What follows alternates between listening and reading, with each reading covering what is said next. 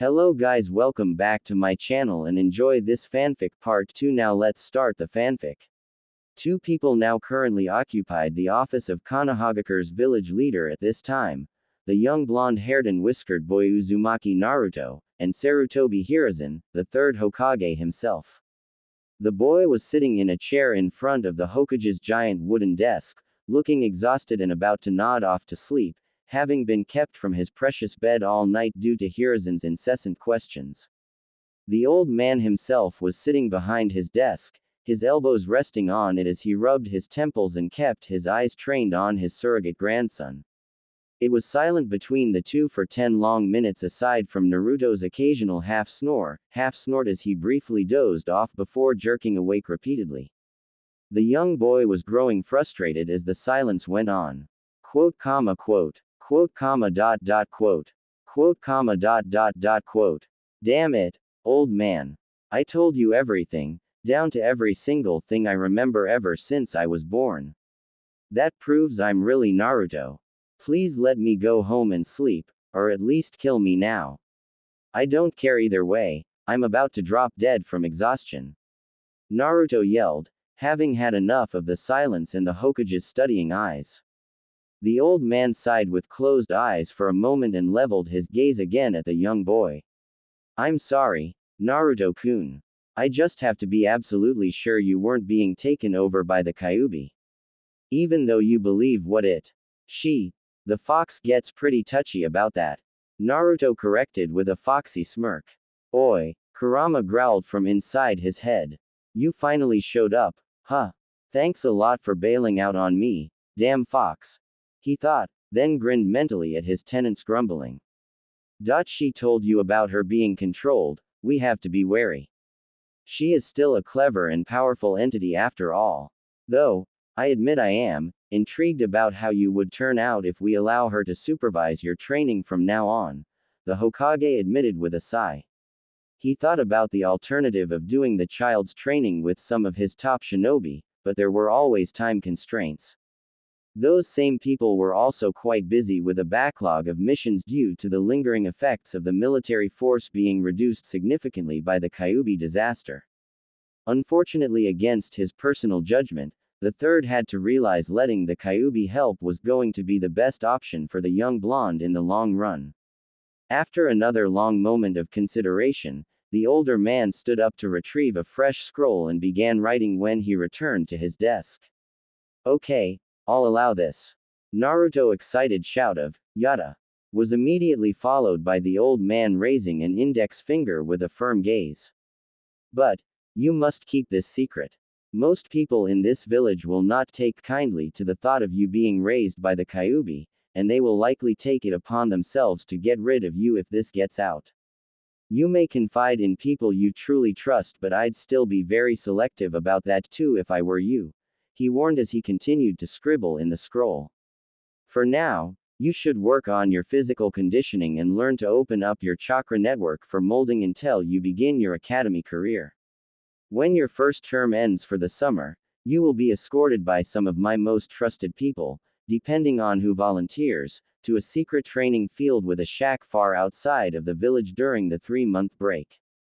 This will repeat every academy year until graduation, so you will be able to safely practice using the Kyuubi's chakra among many other things, he dictated before his expression turned deadly serious. Any other time until I personally change this, you are not allowed to draw on any of the Kyuubi's chakra anywhere near or within the village's premises unless you have my express permission. Is that understood? He narrowed his eyes at the boy.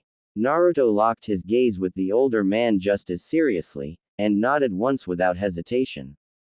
The third nodded back, his visage relaxing. What are you going to do about the academy, Naruto-kun?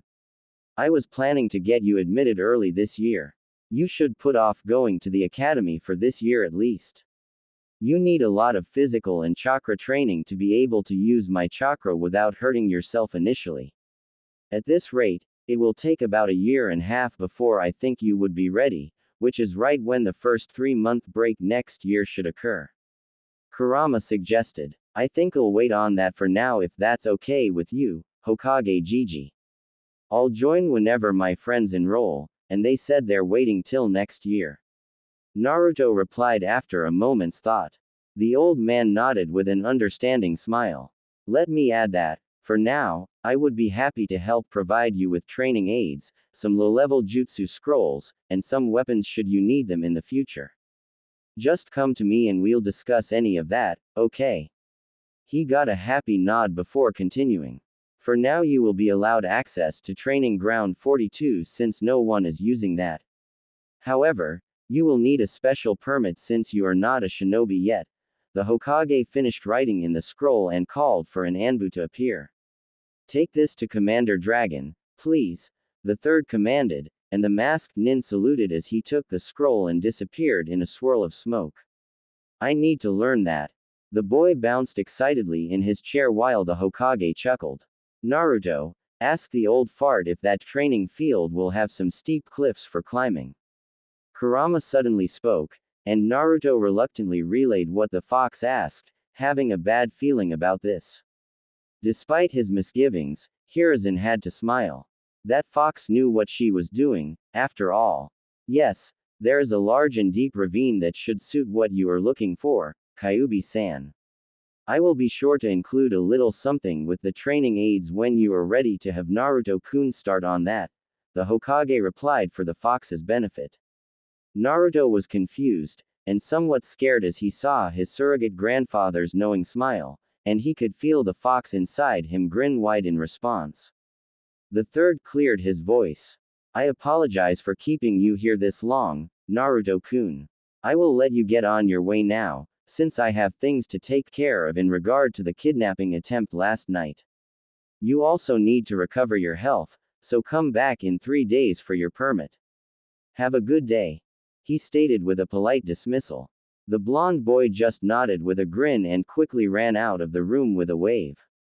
The god of shinobi sighed tiredly as he turned in his chair to look out over his village through the large window behind the desk. He knew the entire village would be buzzing loudly when the news of the Hyuga kidnapping attempt reached everyone. What are you going to do now, A-san? Naruto. So, what do I do? Naruto thought as he sped through the streets toward his apartment, a little embarrassed with getting stares from the villagers this time. He was still topless after he lost his shirt last night, after all. As the old fart said, you need rest. Just get something to eat that's not ramen and get to sleep all day and night. We will get started on organizing your training tomorrow morning. Kurama spoke thoughtfully. Naruto was a little crestfallen since he wanted to get started right away and he wasn't actually feeling tired, but he'd trust her. He stopped by a market that was forced to treat him as a normal customer thanks to the Hokage's interference and bought 2 disposable bowls of cereal and milk.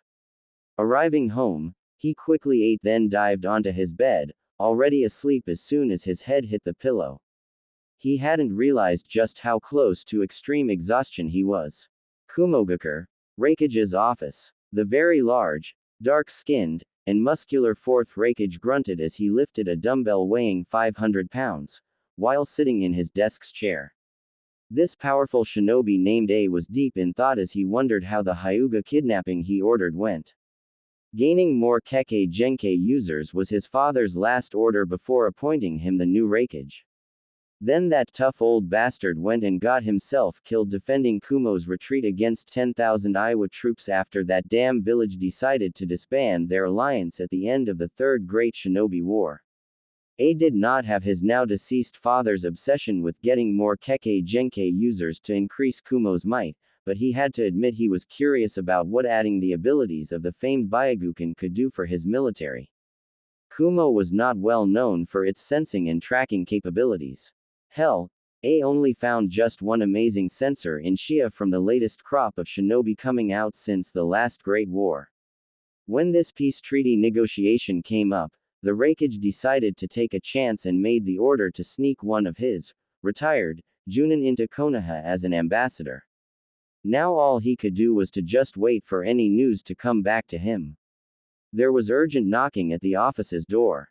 A carefully put the dumbbell down onto the floor, which creaked loudly under the weight, since he didn't want to get berated by his lovely new secretary for destroying his office again. After a loud grunt of, Enter. A Chunin in charge of the messenger hawks burst in, breathing hard with a scroll in hand. Raikage-sama, there's bad news from Konoha. What? The Raikage growled as he rose to his feet and moved to the Chunin. Snatching the offered scroll and opening it quickly, he began reading. His mood began to darken with each line he read and, upon reaching the end, crushed the scroll in his closed and trembling fist. He then growled in rage as he slammed one of his massive fists into his desk. The strike easily obliterated it into splinters. The Chunin stood stock still, as if making a single movement would alert the enraged Raikage to his presence, but A only took a deep breath while the dust from the desk cleared and took a moment to think. He wasn't going to give up on this. Fortunately, the treaty that Kumo and Konoha signed was real and binding despite the true nature of the ambassador being revealed. He'd make use of that if he could find a way. Chunin, send a message to our spies in Konoha. Have them find a copy of the report on exactly what happened with our guy. I need all the details, including any witness background details. Fastest speed. He barked in a tone that brooked no hesitating. The messenger Chunin quickly nodded and sprinted out of the office like a bat out of hell. Early next morning, same location. The Raikage entered the office after finishing his usual early morning workout regime. He sighed in disgust as he remembered how he had to deal with the council yesterday and spent all day assuring those lazy bastards that he would find a way to get something out of this fiasco. He was so close to using his lariat on all of them and then adopt Konoha's style of military dictatorship. The council's pressure was part of the reason why he pulled the trigger on this kidnapping attempt. Now he was already realizing his father might have happily dumped the Raikage title on him and rushed to death just to avoid dealing with the council ever. And all the damn paperwork.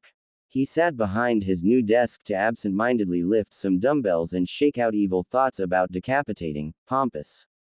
After about 30 minutes, there was a knock at the door. Another loud, enter, revealed the same messenger Chunin. Raikage-sama, we got the information from our spies in Konoha. These were sealed into the Hawk's message scroll. The man spoke quickly as he presented just 2 scrolls. A raised an eyebrow. Did they not have time to gather more files on other witnesses? No, sir. There was only one legitimate witness at the time of our ambassador's death. There were 2 others present, but they were the clan head and his daughter, so their accounts could be dismissed as biased in any court. The Raikage's other eyebrow joined the first one at this interesting development. He took the 2 scrolls, then sent the Chunin out. He laid them out on his desk and took his time reading over the detailed account of exactly how it happened, and then looked over the witness file. A's eyes widened at the interesting history of this person. His lips began to form a smirk as he reread the Konoha ANBU's report, and his many years of shinobi experience told him that it seemed to have left important parts out in some areas. Apparently there were some secrets involved with this incident that they could not carelessly put on an official report for even their own shinobi with high enough clearance to read over. No matter, it would be their downfall. Without the whole truth, this report suddenly had holes. It was a long shot, but A would take this as he buzzed his secretary into the office via the intercom. Mabui-san, get me the diplomat that worked with Konoha in the past, and clear my schedule for this morning. I have a long list of things to discuss with him, the Raikage ordered. The now named beautiful dark-skinned young woman affirmed with a silent nod and moved to make arrangements. A then leaned back into his chair and sighed. This is truly an underhanded tactic. I almost actually feel bad about this, almost, but I need to succeed in this to make the inevitable international shitstorm from the attempted abduction worth it. He began to grin. If this works, we may actually get an intact body of the strongest and most pure male Hyuga. That would provide solid results in our research compared to a female Hyuga who was viewed as weak by her own clan, especially if we manage to extract some semen before it could decay. Same time in Konohagakure. I can't believe I slept that much. You're right about me needing it, Kurama. Naruto muttered out loud as he yawned and stretched his body as much as he could in his bed on this early morning. He slept most of the day away yesterday, only getting up to eat and relieve himself. I am always right. I do have one question, though. Just what is that abomination you have on your head? Kurama remarked in his head, curious about the interesting-looking nightcap her host was wearing. It looked like an odd toothy monster eating the boy's blonde hair. Oi, don't diss Mr. Nightcap. It protects me from bad dreams and keeps my head warm. Besides, it's a gift from Hokage Gigi. He defended as he stepped out of the bed to stretch some more. Nevertheless, my container shouldn't be wearing something that's stupid and childish, grumbled the fox. Naruto just shrugged as he pulled the nightcap off and began undressing for shower. You do realize I'm still a child, right? The boy deadpanned. So, foxes are already adults by the time they're your age. Kurama tried pitifully. He just laughed out loud. Your fox logic won't work on a human, and the hat stays. He smirked upon hearing an annoyed snort in his head. After showering and eating an actual healthy breakfast of milk, fruit, toast, and oatmeal, Naruto dressed in his training outfit of a black loose sleeveless shirt with the Uzumaki spiral drawn in red on the back and white shorts. So what do I need to start with? The boy thought, getting down to business as he stretched to make his body loose. Unfortunately, your body is pitifully underdeveloped thanks, once again, to your hopefully former ramen addiction. Kurama paused for an angry snort from her container before continuing.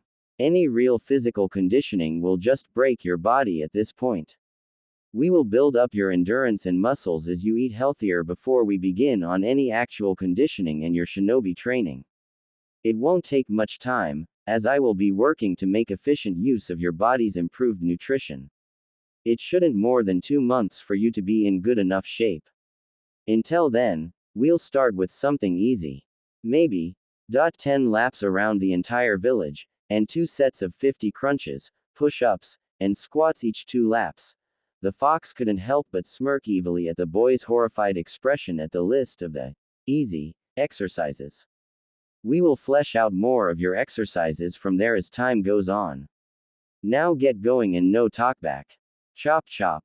The hidden Anbu guarding Naruto eventually wrote in their daily report that they heard their charge loudly cursing a damn fox, as the boy left his apartment for his long morning of tort exercises.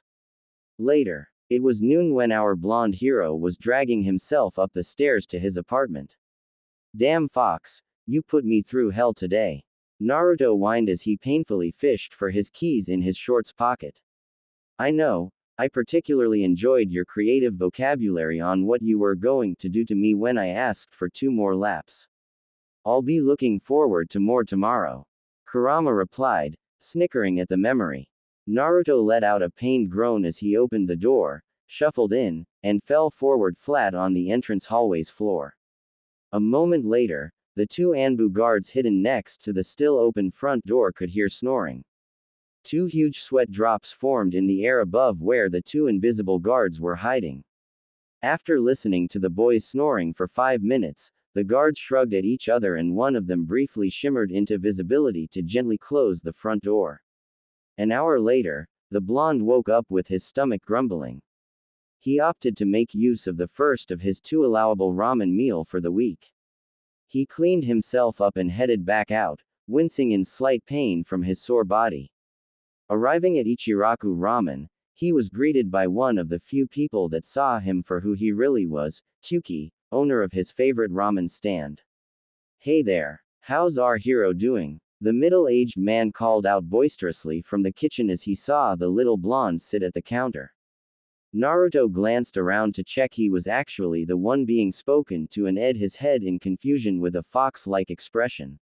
Hero, did I do something, old man? He innocently quizzed. Tuki laughed uproariously. You sure did. You're too modest, or have you forgotten how you saved that cute Hyuga heiress the other night? The whole village is abuzz about it. The cook clarified. Naruto smacked a fist into the other hand in realization. Oh, ooh, that one. Actually I did forget about that. I was sleeping all day yesterday and I was busy with my sensei from hell all morning. Naruto replied with an embarrassed chuckle while rubbing the back of his head. I heard that. Scoffed the sensei from hell. A cute brown-haired young teenage girl came into view from the back of the stand. As soon as she saw the familiar mop of sun-kissed blonde hair, she let out a happy cry and jumped over the counter, with speed that would shock an elite Junin, to snatch the boy into a bone-crushing hug before he could say anything. You're a hero. You must have been so awesome when you stopped that evil nin all by yourself and saved that Hyuga girl. Maybe she'll fall in love and you two will get married, the cute waitress rambled on as she squeezed her little brother figure harder. Ayame-chan, you're killing our favorite customer, you know, the amused Tsuki pointed out to his daughter. Huh, was her reply before she looked down to see the poor boy's blue face suffocating between her already budding. She yelped and pulled Naruto away from her chest before apologizing sheepishly. Naruto took in a breath and chuckled at Ayame, his sister figure, who also saw him for who he was instead of the Kyuubi. It was no big deal, Ayame-chan. I just happened to be in the right place at the right time. Naruto replied shyly with a hand on the back of his head before continuing. Why would anyone want to marry me though? I have the. He quickly clapped a hand over his mouth at the slip. Tsuki and Ayame caught on and were stunned. Moron. Naruto's inner voice grumbled. You know now. The older cook leaned in to inquire carefully while Ayame looked on with a demure expression. Naruto sighed before nodding, and heavy silence fell on them for an uncomfortable moment before Tsuki smiled broadly. Don't worry, what happened with the Hyuga clan is only the beginning. Some of the villagers are beginning to form new opinions of you, and it won't be long before everyone sees you for who you truly are. If you keep this up when you grow up, I wouldn't be surprised if you have many friends, and likely many girlfriends. The old man spoke the last part with a small perverted grin and laughed, before Ayame lightly conked him on the head with a ladle. Don't pay attention to him, even though it's true you'll be breaking many girls' hearts everywhere you go when you're older. Ayame slyly said with a teasing smirk. Naruto looked horrified. Why would I do that? It'll kill them if I break their hearts. His childish misunderstanding caused both Ichirakus to laugh uproariously, and it took them a while to settle down before asking an embarrassed blonde for his order.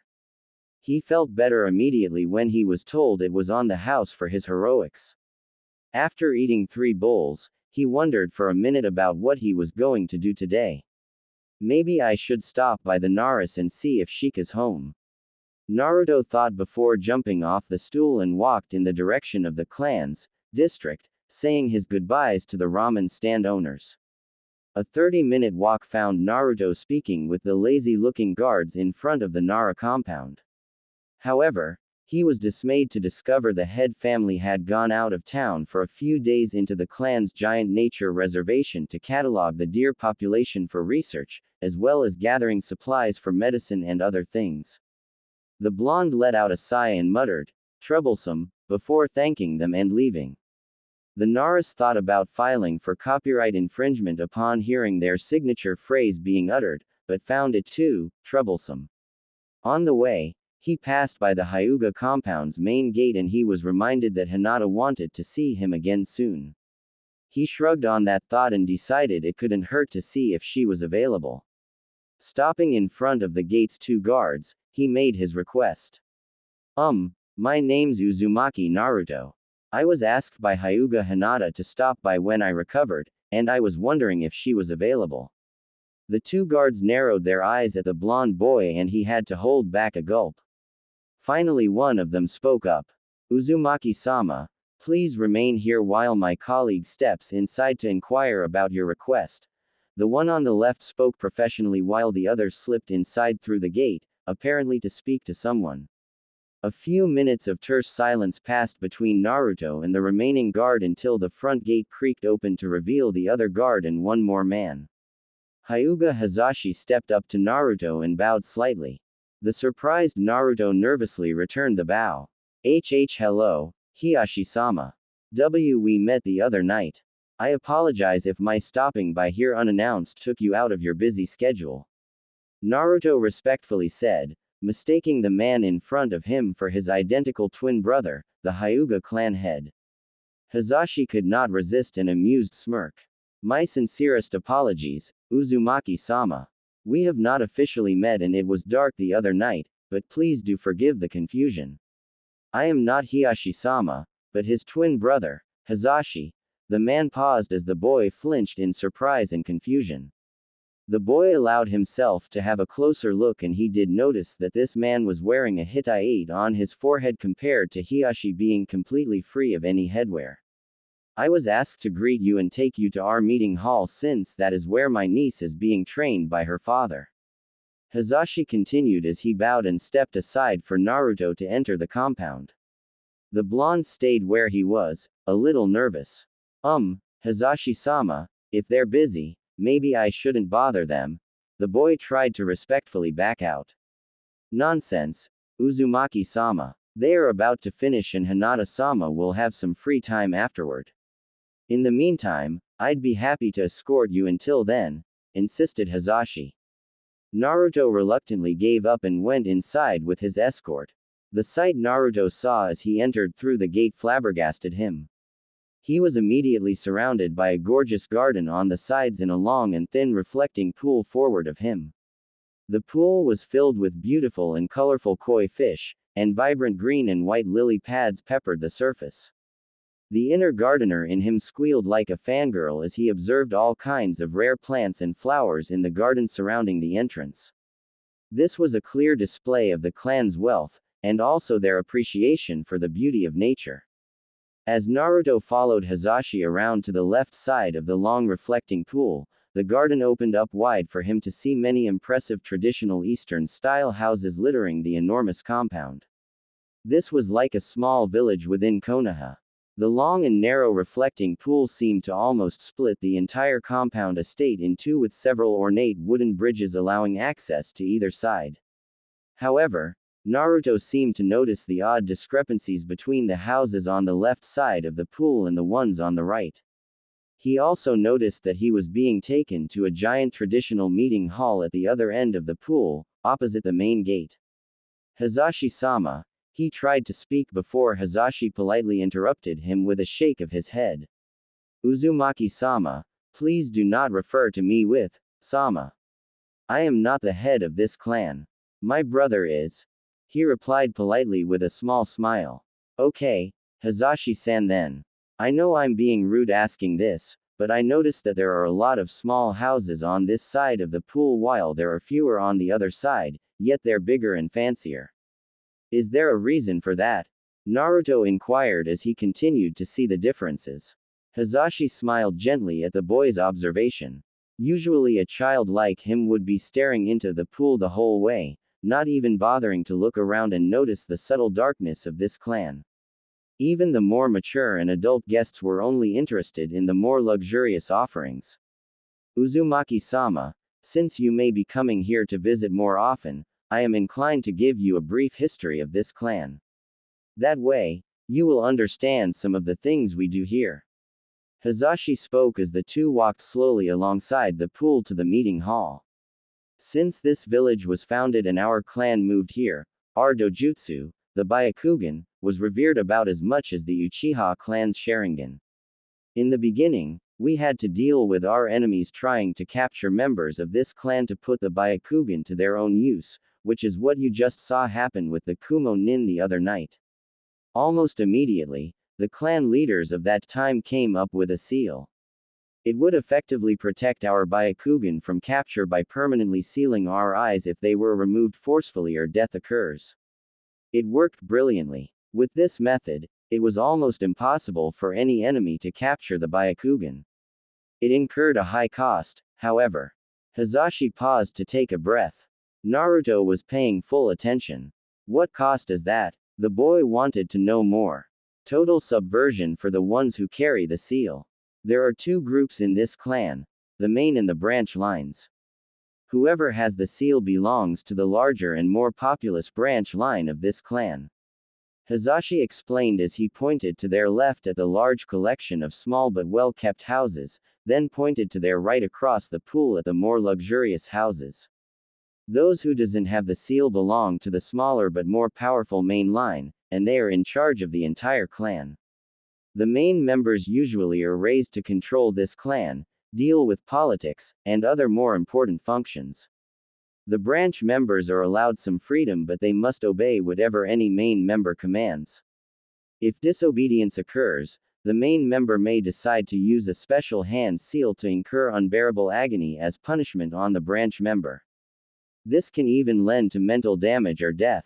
Ever since the beginning, we have been separated, the branch family forever serving and protecting the main family. Hazashi finished and glanced down to see an upset-looking Naruto. That's too cruel. No clan should have to be like that. I never had a family or a clan, but I can't imagine relatives being forced to serve me just because we were born into this. We should all be equals. He muttered with a sad expression before looking up at Hazashi. Hazashi-san, you're a main member then. I mean, your brother is the clan head, so it makes sense, right? Hazashi shook his head with a sad smile, much to Naruto's shock. I am of the branch line and I serve my brother. The seal is here, Hazashi replied as he pointed to his forehead covered by the Hittite. My brother came into this world a few minutes before me, and that was the difference between us because we are even in skills, intelligence, and other attributes. The main family groomed him while I was branded with the seal. In addition, because I was a few minutes late and ended up on this side of the pool, my son, despite his potential as an incredible Hyuga prodigy, was automatically branded. My two nieces will eventually have to face the same fate as my brother and me someday. When Hanabi-sama is old enough, the clan elders will determine who would be the true heiress of the clan and the other will be moved to the branch family. Hazashi explained, and he could see the little boy was about to have an angry outburst. The man decided to interfere by holding a placating hand on the boy's shoulder to calm him down. Naruto had to hold his anger in, and then he looked downcast and shook his head in frustration. Uzumaki-sama, I am sorry this has upset you, but I wanted you to understand a little of this clan's traditions. When you see something here you may object to. Whatever happens here inside these walls, it generally would be best to not interfere and leave it for the clan's business. Now, we are here, Hazashi pointed out as they arrived at the main meeting hall's large double doors. Hazashi opened one of the two doors, allowing Naruto to step inside, and followed him in.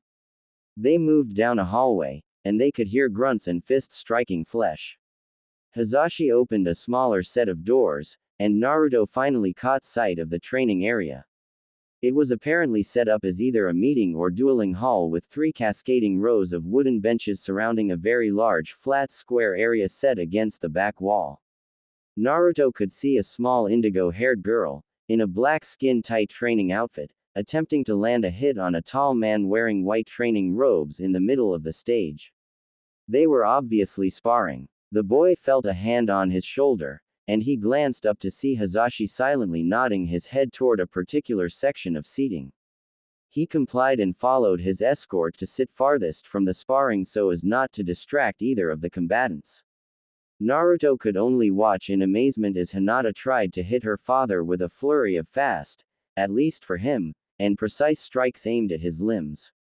He was particularly impressed when Hiashi knocked her to the floor hard with a nasty downward palm strike to her cheek, but she immediately got up to keep trying to land a hit on her father. He definitely liked the guts she was showing, at least.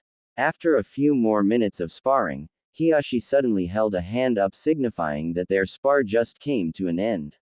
The two fighters then straightened up and bowed to each other. You are improving, my daughter. You have managed to close one of my tenketsus earlier than last time. Hiashi commended as he seemed to flex his left hand. Your kata need work, however. Practice them and we will train again tomorrow afternoon. For now, I see you have a guest, he stated as he glanced up at Naruto and Hazashi. Hinata was confused for a moment until her pale eyes finally locked with blue eyes after searching the meeting hall. Her only reply was, "Eep," as she instinctively hid behind her father's legs. Hiashi and Hazashi exchanged amused glances while Naruto was wondering what was wrong with Hinata after her complete 180-degree from a fighting badass to a bumbling introvert. Now, you should not be rude. Do not be shy and greet your guest properly. Hiyashi smirked as he gently pushed his daughter around to his front. Hinata was losing her nerves and her eyes were wandering, looking at anything in her vision except for Naruto himself. Hizashi gently nudged his charge to get the boy's attention. He then motioned with his hand for the boy to get closer to the girl and her father. Naruto complied, making his way down the steps to the main floor to stand face to face with a very nervous Hinata, who still would not look him in the eyes. With an incline of his head in greeting, Hiyashi left them alone to talk some things over with his brother. Hello Hinata-san. I stopped by here to let you know I'm alright, since I thought you'd like to know that. By the way, that was some cool fighting you did. What was that called? Naruto curiously inquired. Hinata blushed at having her martial arts skill being called cool. Anyo, we train in the Gentle Fist. We use it to strike W with chakra to inflict internal damage, instead of external like most other fighting stances. She bravely replied, but still unable to look him directly in the eyes. That's incredible. I guess that's why I saw that Kumo guy fall apart even though there was no damage on the outside. Your dad was really awesome. Naruto exclaimed before he realized something. Wait, when I met you at that playground, you could have fought those bullies off, couldn't you? The question made Hinata flinch visibly and a cloud seemed to form over her head. I'm sorry, Naruto-kun, I just don't like hurting anyone if I can help it. The pale-eyed girl mumbled as she looked dejectedly down at the floor while poking her two index fingers together. Well, that's no good. I'd hate for you to be hurt and if you could defend yourself, you should do it. Naruto admonished gently with a serious expression, and there was clear concern in his deep blue eyes. Hinata could not help but blush at that. I suppose you're right. I'll try my best next time, she replied with a shy smile, finally locking her eyes with his. Naruto gave one of his trademark foxy grins and nodded in approval. So, your uncle told me you have some free time after this. Do you want to play together or something? He then tried to offer, hoping his new friend would say yes. Hinata nodded quickly. Anyo, I'd like that. Just let me clean up and get changed. She replied with another blush and quickly made her way toward the changing room.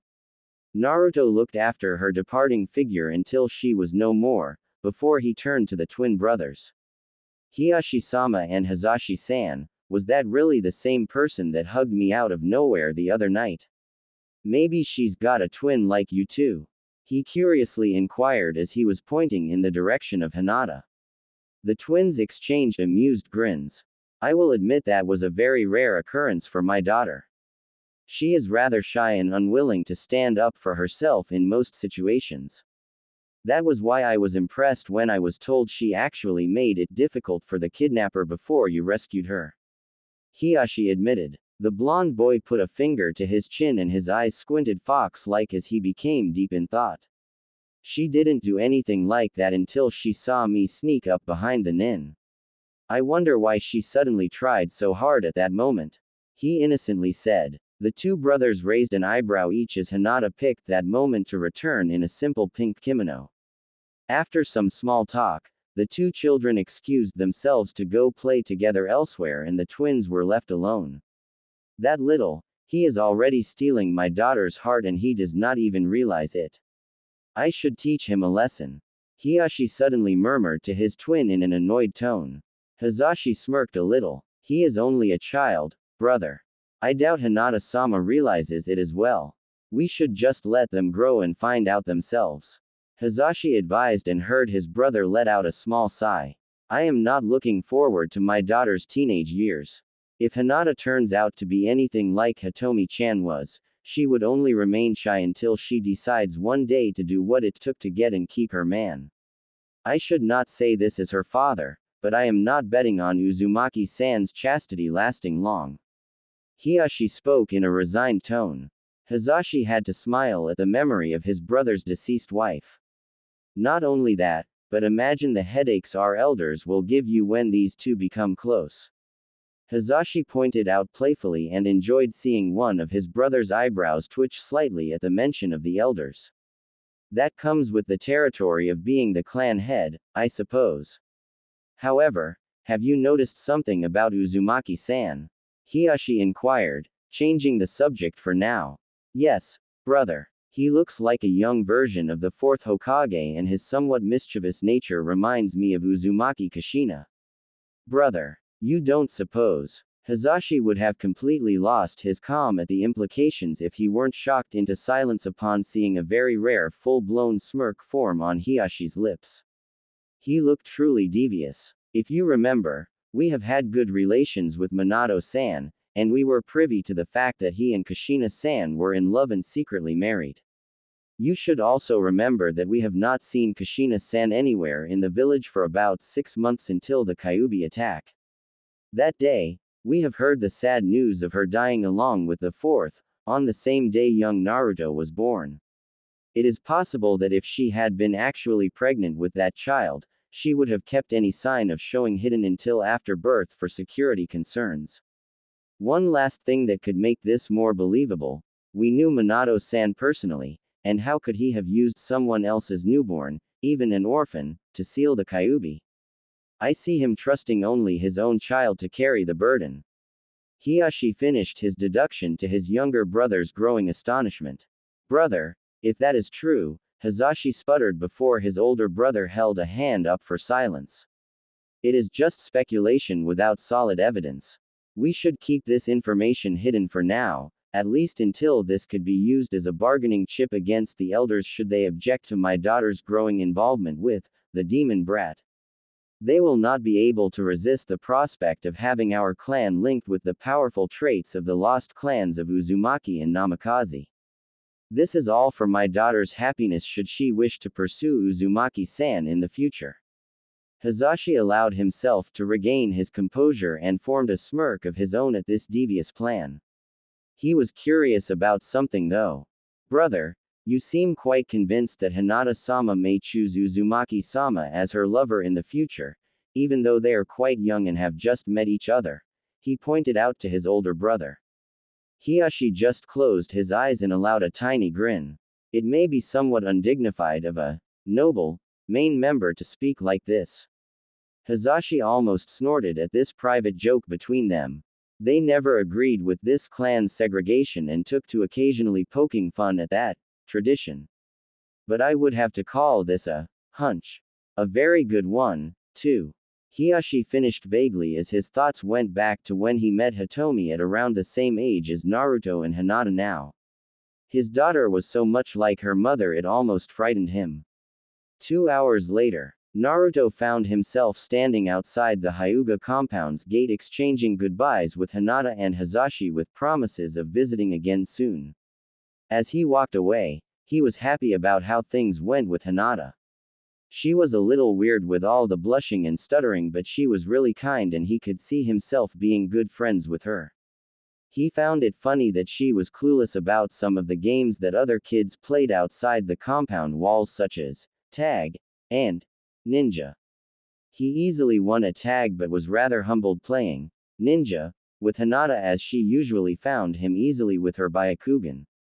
Note to self. Don't play any kind of hiding games with any Hyuga. That aside, Naruto, did you check out that girl's body when she was training? Kurama asked from Naruto's mind, before she almost smacked herself in the face for asking such a loaded question.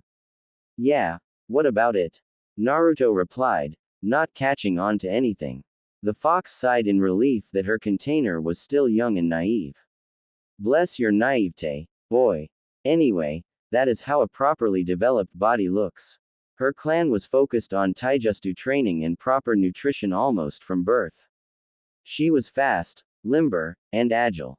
Were she so inclined, she could kick your 8 different ways in the first 5 seconds with the way you are right now. Kurama stated as a matter of fact. Naruto had to bitterly agree with her assessment of his current condition. In your case, you have a natural disposition towards strength rather than speed like her. That is not to say we cannot make you fast, but your physical attacks will be devastating when you can fully utilize your strength. In 2 months, We will work strength into your body but also make sure you stay as quick and agile as your body would allow. For now, just focus on your exercises until then. Naruto nodded his affirmative before he had another thought. How do you know so much about human training methods? I was not always a monster who razes villages to the ground for no good reason, you know. I did observe humans in various forms throughout my long life, and while I was trapped in my 2 previous containers, I had a good and up-close look at how shinobi train, the fox explained before an idea struck her. That reminds me, we will need to get you started on studying history, tactics, math, human anatomy, and science. Every day after the morning exercises, when you are not busy, you will go to the library and spend the afternoon studying the books I pick out for you.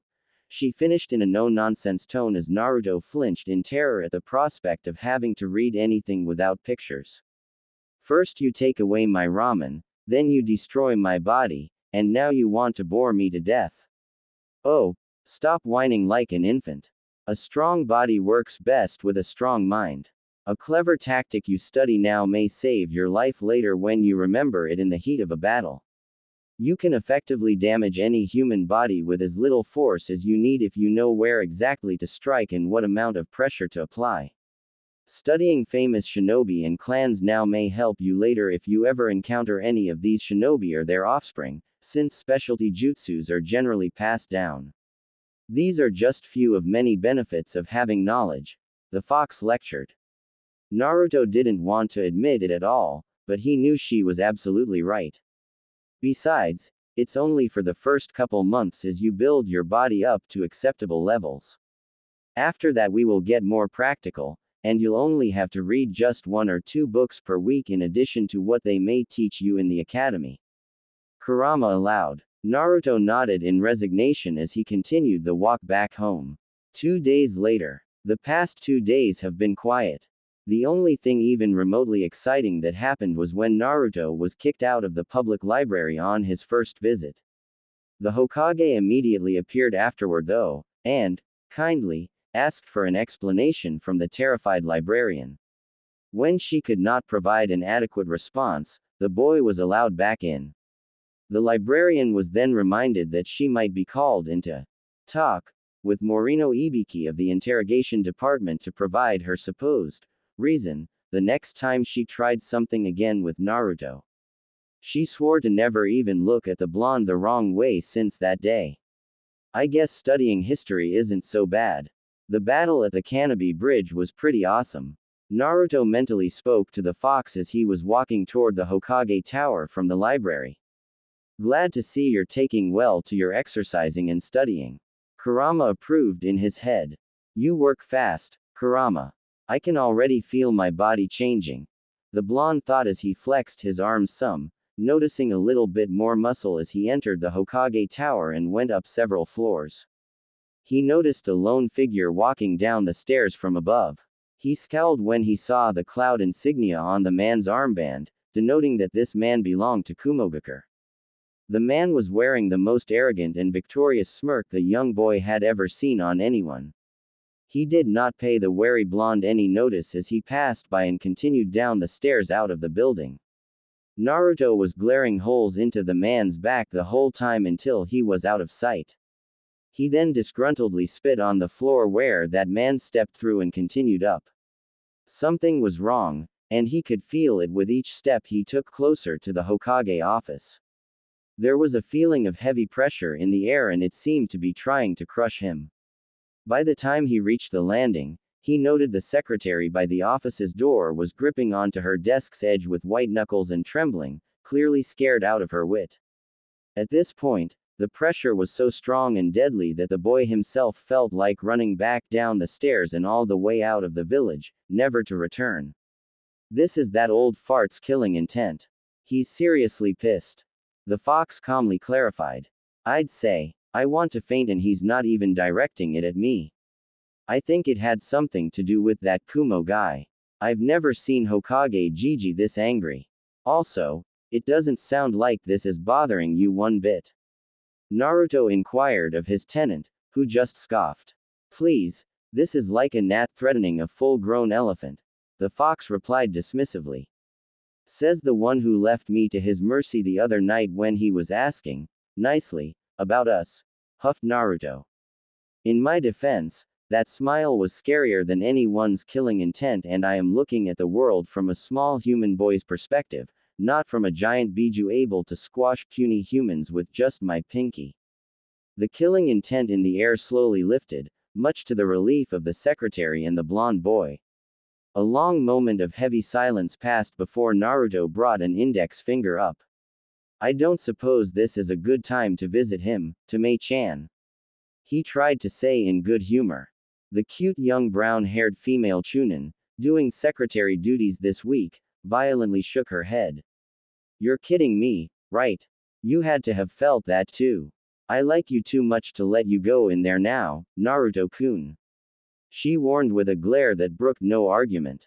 The boy just nodded his head and turned back in the direction he came from. I suppose you're right. I'll see you tomorrow then. Naruto agreed with a wave over his shoulder as he disappeared down the stairs. Now what? Now we find something else to do. There is no hurry in getting to that training field anyway. How about we repeat what we just did this morning for the evening? You should be able to handle that now, Kurama said thoughtfully as the boy winced at the prospect of more exercising. On the other side of the office's door, the Hokage felt Naruto's presence fade as he left the building. I'm sorry, Naruto-kun, but other things are on my mind at this moment, he thought as he sat in his chair and went back over the conversation that just happened with the Kumo ambassador. 15 minutes earlier. Would you repeat that again? The third ground out with barely constrained anger at the man standing in front of him, the new ambassador from Kuro. The man remained stoic, despite trembling violently on the inside in face of the powerful Hokage's anger. A good politician had to bluff all the time, after all. You heard me. Under the guidelines of our new peace agreement, we demand reparations for the wrongful death of one of our most prized retired shinobi. You also wrongfully did an autopsy on him without our permission and certainly have learned all of his secrets by now. The only way Raikage-sama will be satisfied is if we are allowed to retrieve an intact body of the man responsible for our ambassador's murder. The new ambassador spoke with a stern expression. You will forgive me for saying this, but, bull-ing shit. We have evidence and witness accounts that placed your retired shinobi in the act of kidnapping Hyuga Hinata.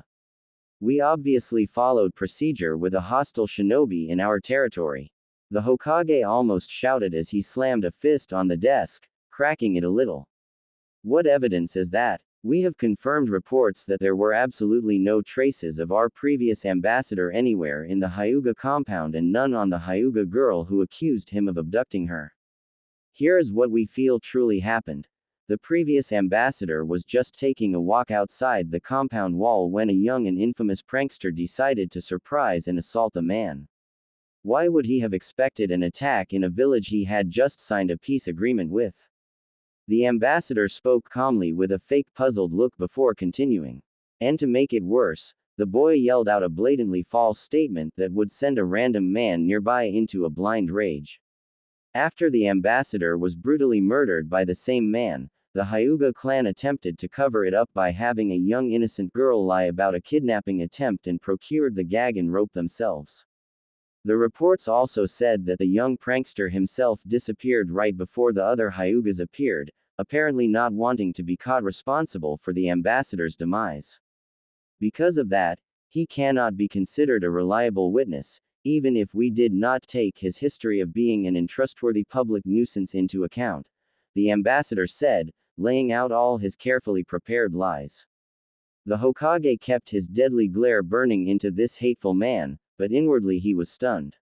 What this man said nearly matches the official Anbu report word for word. That Kumo kidnapper really did not leave any trace, even on the young girl and the ropes, which was a near impossibility. How did Kumo get their hands on the report in Naruto-kun's file? Because the Anbu reports could be accessed by any nin with high enough clearance, I ordered them to strike Naruto-kun's near-death experience, the Kyuubi's chakra, and any evidence, including the blood and kunai used by the Kumo nin, from the official record. This was all done to protect the S-ranked secret of Naruto-kun's Jinchuriki status. I didn't think it would come back to bite us in our collective. I honestly believe we have a better case than you do, and we will win if we held court in neutral territory over this, especially when we call your entire village in as witness to the young prankster's character. With that, I will repeat our one simple demand. Give us the intact body of the man responsible for our ambassador's murder. If you do not comply, I have been personally authorized by the Reikage to declare our newly signed peace treaty dissolved and we will escalate our military's presence on our border, the ambassador reiterated. You dare threaten us? The third snarled, increasing his killer intent at the ambassador, who blanched a little. We are simply doing what was required in response to the unprovoked murder of one of our most respected retired shinobi. Are you sure you want to risk heavy losses for an alleged murderer if things were to escalate between us? We all know Konoha is still weakened by the Kyuubi no Kitsune's attack. I'm also sure your current reports state that our military force is already back up to full strength after the last Great War. I wonder how your village, weary after so many losses, would feel if it was found out many more deaths could have been easily prevented by the life of one single man. You don't have to worry about this being public. We will keep this quiet and you can just explain the Hyuga man's death in any way you want. The ambassador pressed his advantage. The air grew heavy with tension each passing moment as the Hokage seemed to contemplate killing the man in front of him to just go ahead and get things started with Kumo. Get out. The god of shinobi finally spat out before he did something he would regret. The ambassador decided not to press his luck anymore and made for the door. I will be back later tonight for the official response, he quickly blurted out before exiting. After Hiruzen felt Naruto come and go and he had a few minutes to gather his thoughts, he realized there was no way out of this. It would either result in the death of one man or the deaths of many in a village with its morale still low and tired of death. He sighed and waved his hand. A dog-masked silver-haired Anbu instantly appeared in front of his desk. Inu, you have heard all of that. Find the leaks in the Anbu information network and seal them. Use any means necessary, and I don't care who were responsible. Just make sure to pump them for all information they have before they disappear, he ordered. This is unacceptable, brother. How could you have already agreed to this?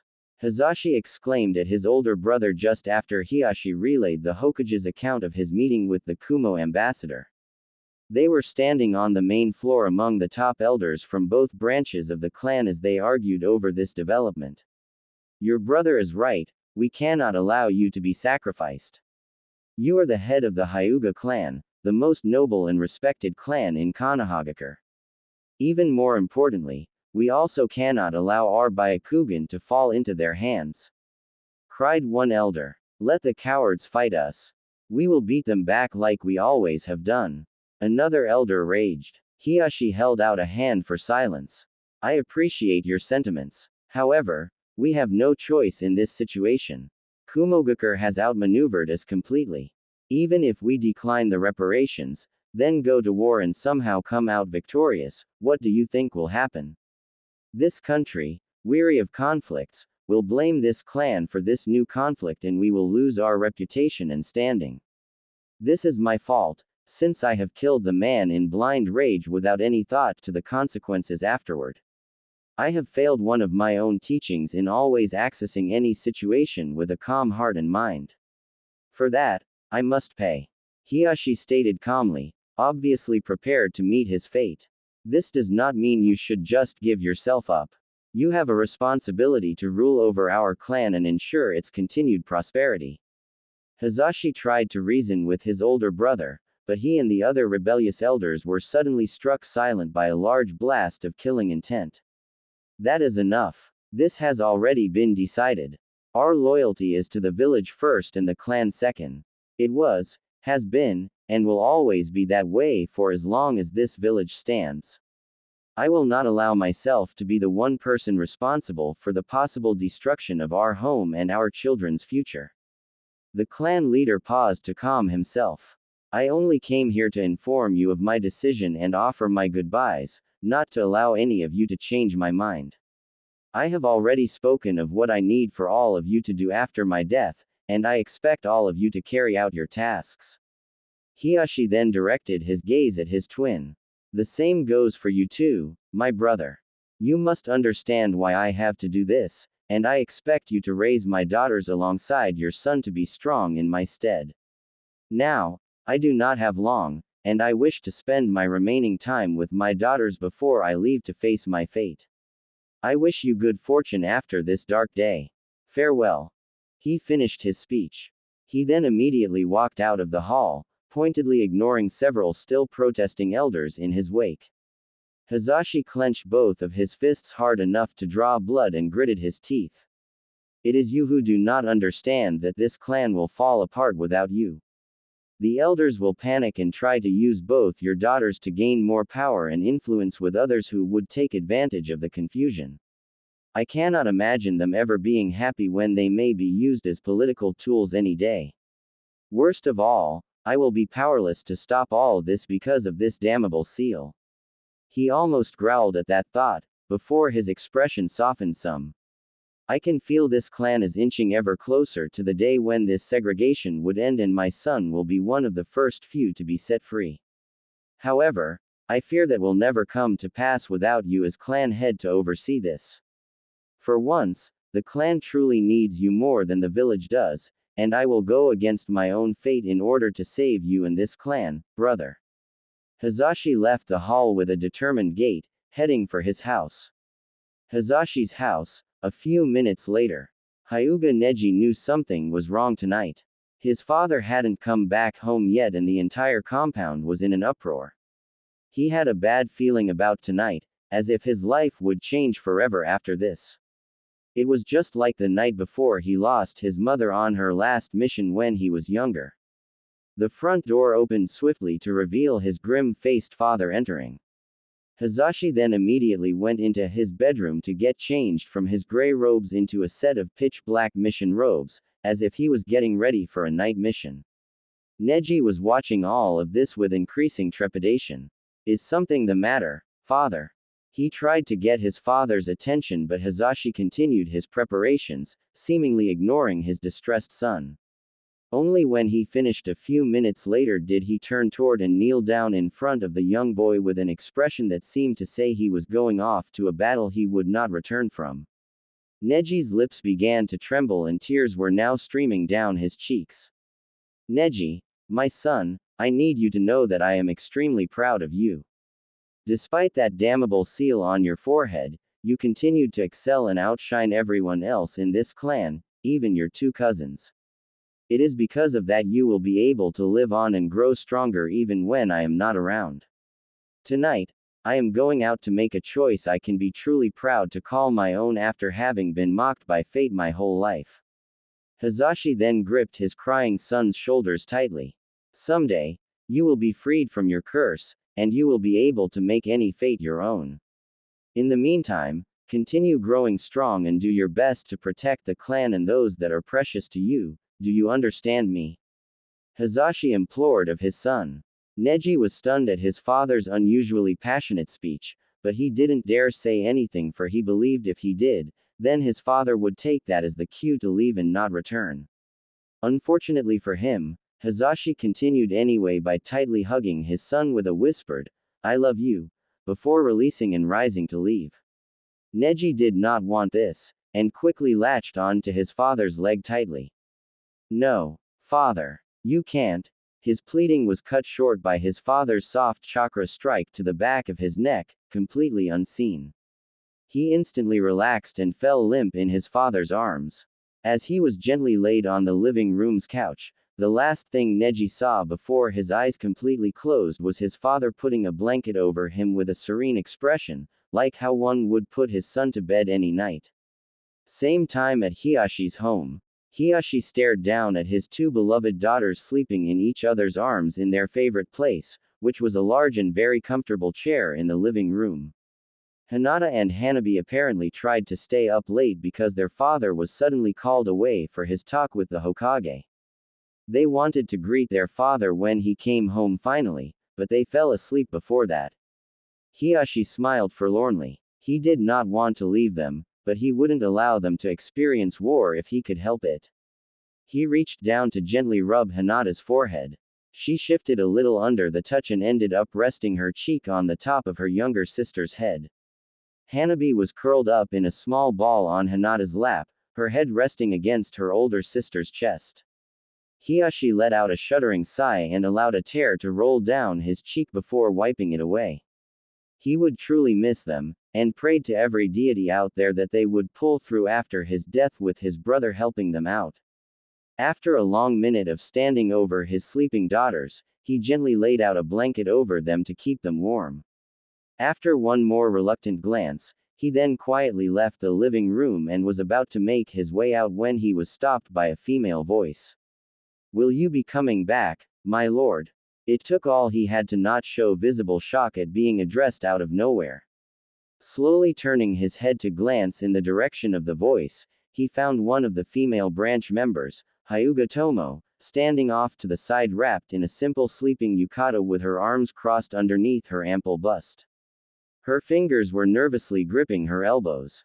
Her long and luscious black hair, reminding Hiyashi of Kushina's memorable red hair due its incredible length and volume, was braided now for sleeping and hanging loosely over her shoulder.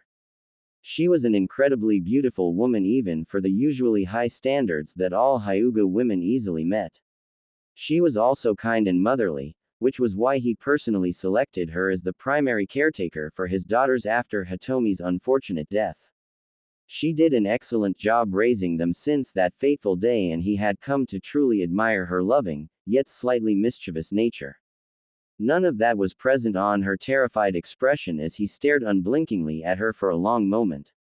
"Yes, I am." That didn't seem to calm her at all as she nodded jerkily with hitched breaths. He didn't think she was convinced at all, and let out a small sigh. "Tomo-san, I do not believe I have told you yet that I am eternally grateful to you for helping raise my daughters.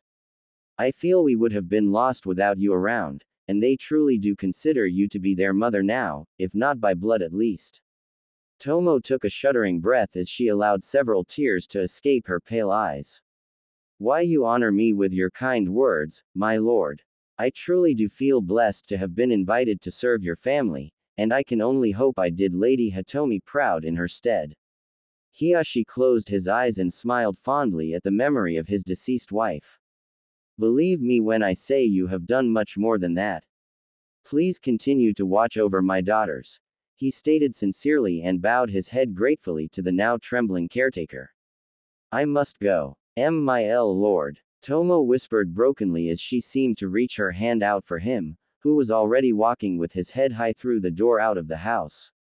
He didn't look back. Letting out a choked sob with her outstretched hand now covering her mouth, the caretaker slowly turned her head to gaze lovingly at her charges, who were still sleeping in each other's arms looking adorable and peaceful.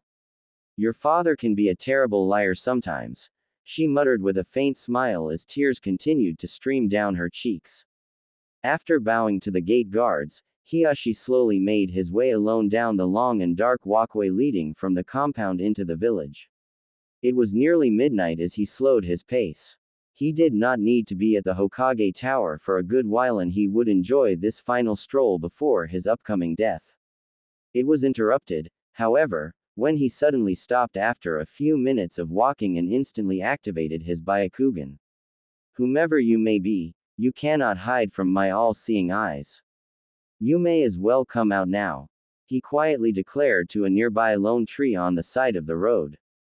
The tree's dense leaves shook and split open to reveal a black-clad man leaping down upon Hiyashi's ready form. Hiyashi effortlessly dodged a preemptive palm strike from the landing assailant before he rushed in to disable the man. He would not make the mistake of killing his opponent this time. He would just merely beat this man to within an inch of his life instead. He opened with a blindingly fast flurry of two-fingered chakra strikes, which his attacker easily parried or matched blow for blow. Dancing around each other like a pair of graceful performers, the two combatants descended into a beautiful and almost quiet exchange of blows and parries that went on for a long minute with neither party landing a successful hit. It wasn't long before Hiashi realized he was facing a gentle fist user, and an excellent one, too.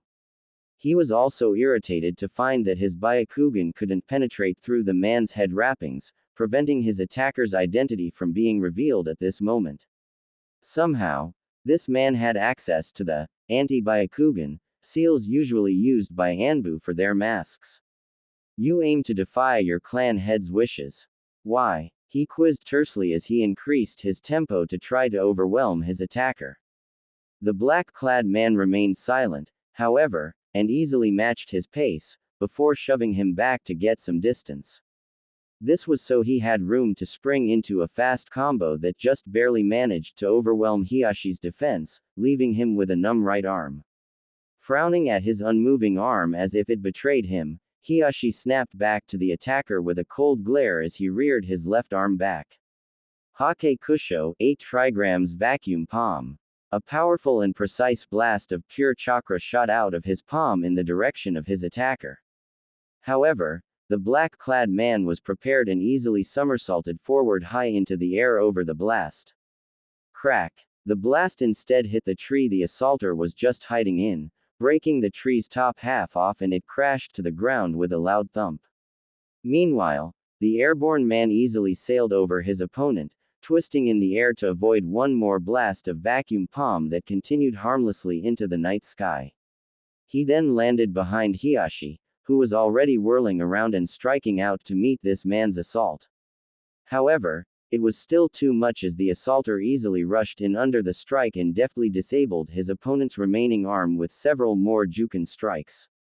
Hiashi stumbled back with a growl, not willing to give up even with his arms sealed. He tried to spin to activate his Kaiden revolving heaven. However, his attacker already anticipated this as he quickly dashed in to gracefully land a flurry of Juken strikes along the length of his left leg. Almost stumbling onto the ground in an undignified heap, Hiashi barely managed to remain standing on his good leg with nothing but the full extent of his pride. He let out a defeated sigh as he watched his attacker relax and straighten up to slowly remove the head wrapping. If I had known it was you from the beginning, I would gone through this scuffle much more carefully and differently. It is rather irritating to have my every move predicted rather effortlessly. The black-clad man finished removing everything, revealing himself as the identical twin of Hiashi. Hazashi. Indeed, that is why I have hidden my identity. It was the only way to defeat you, Hiashi.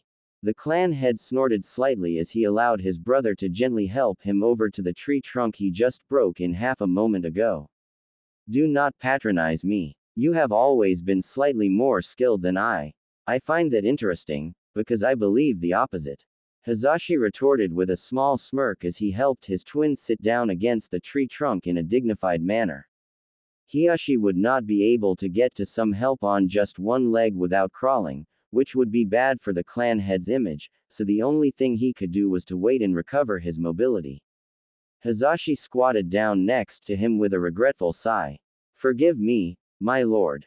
I feel I must disobey your orders. Hazashi, why are you doing this? You know they will not just give up on this.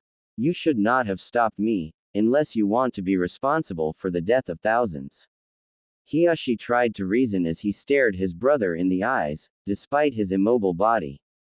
Any conflict with Kumogakure will not happen, and I will make sure of it. However, you must live. Your daughters and our clan need you alive more than this village needs you dead.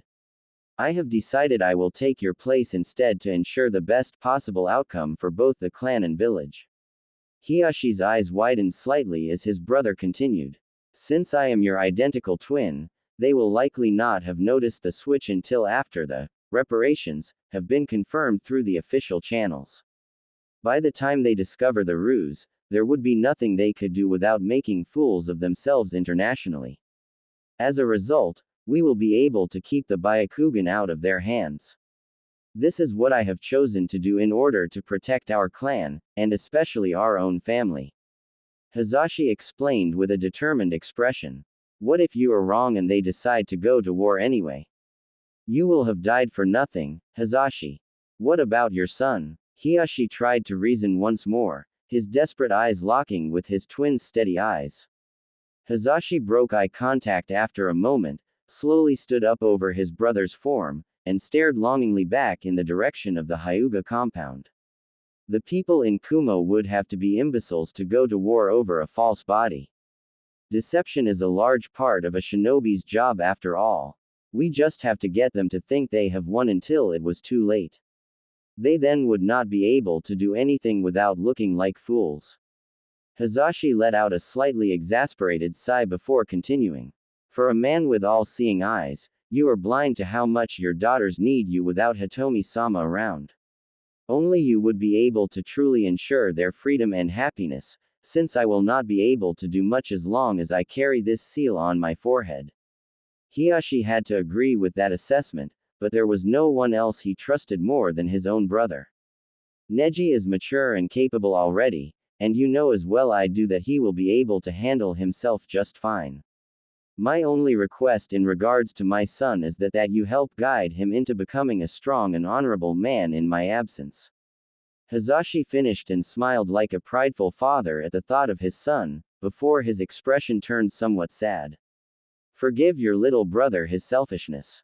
All my life, I felt like I have been mocked by fate, especially when my beloved son, and once-in-a-lifetime prodigy, was branded simply because I was a few minutes late in our own births. Tonight is probably my one chance to make a true choice, to die the way I choose doing what I want, which is to ensure the best outcome for the clan, and more importantly, the best future for our children. He spoke thoughtfully while Hiyashi could only listen in silence.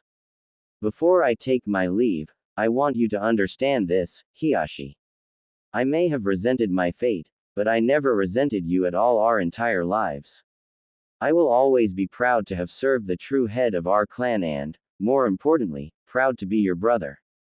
Hazashi ended his heartfelt speech by moving calmly in the direction of the Hokage Tower, never looking back while leaving his final words behind. Goodbye, big brother.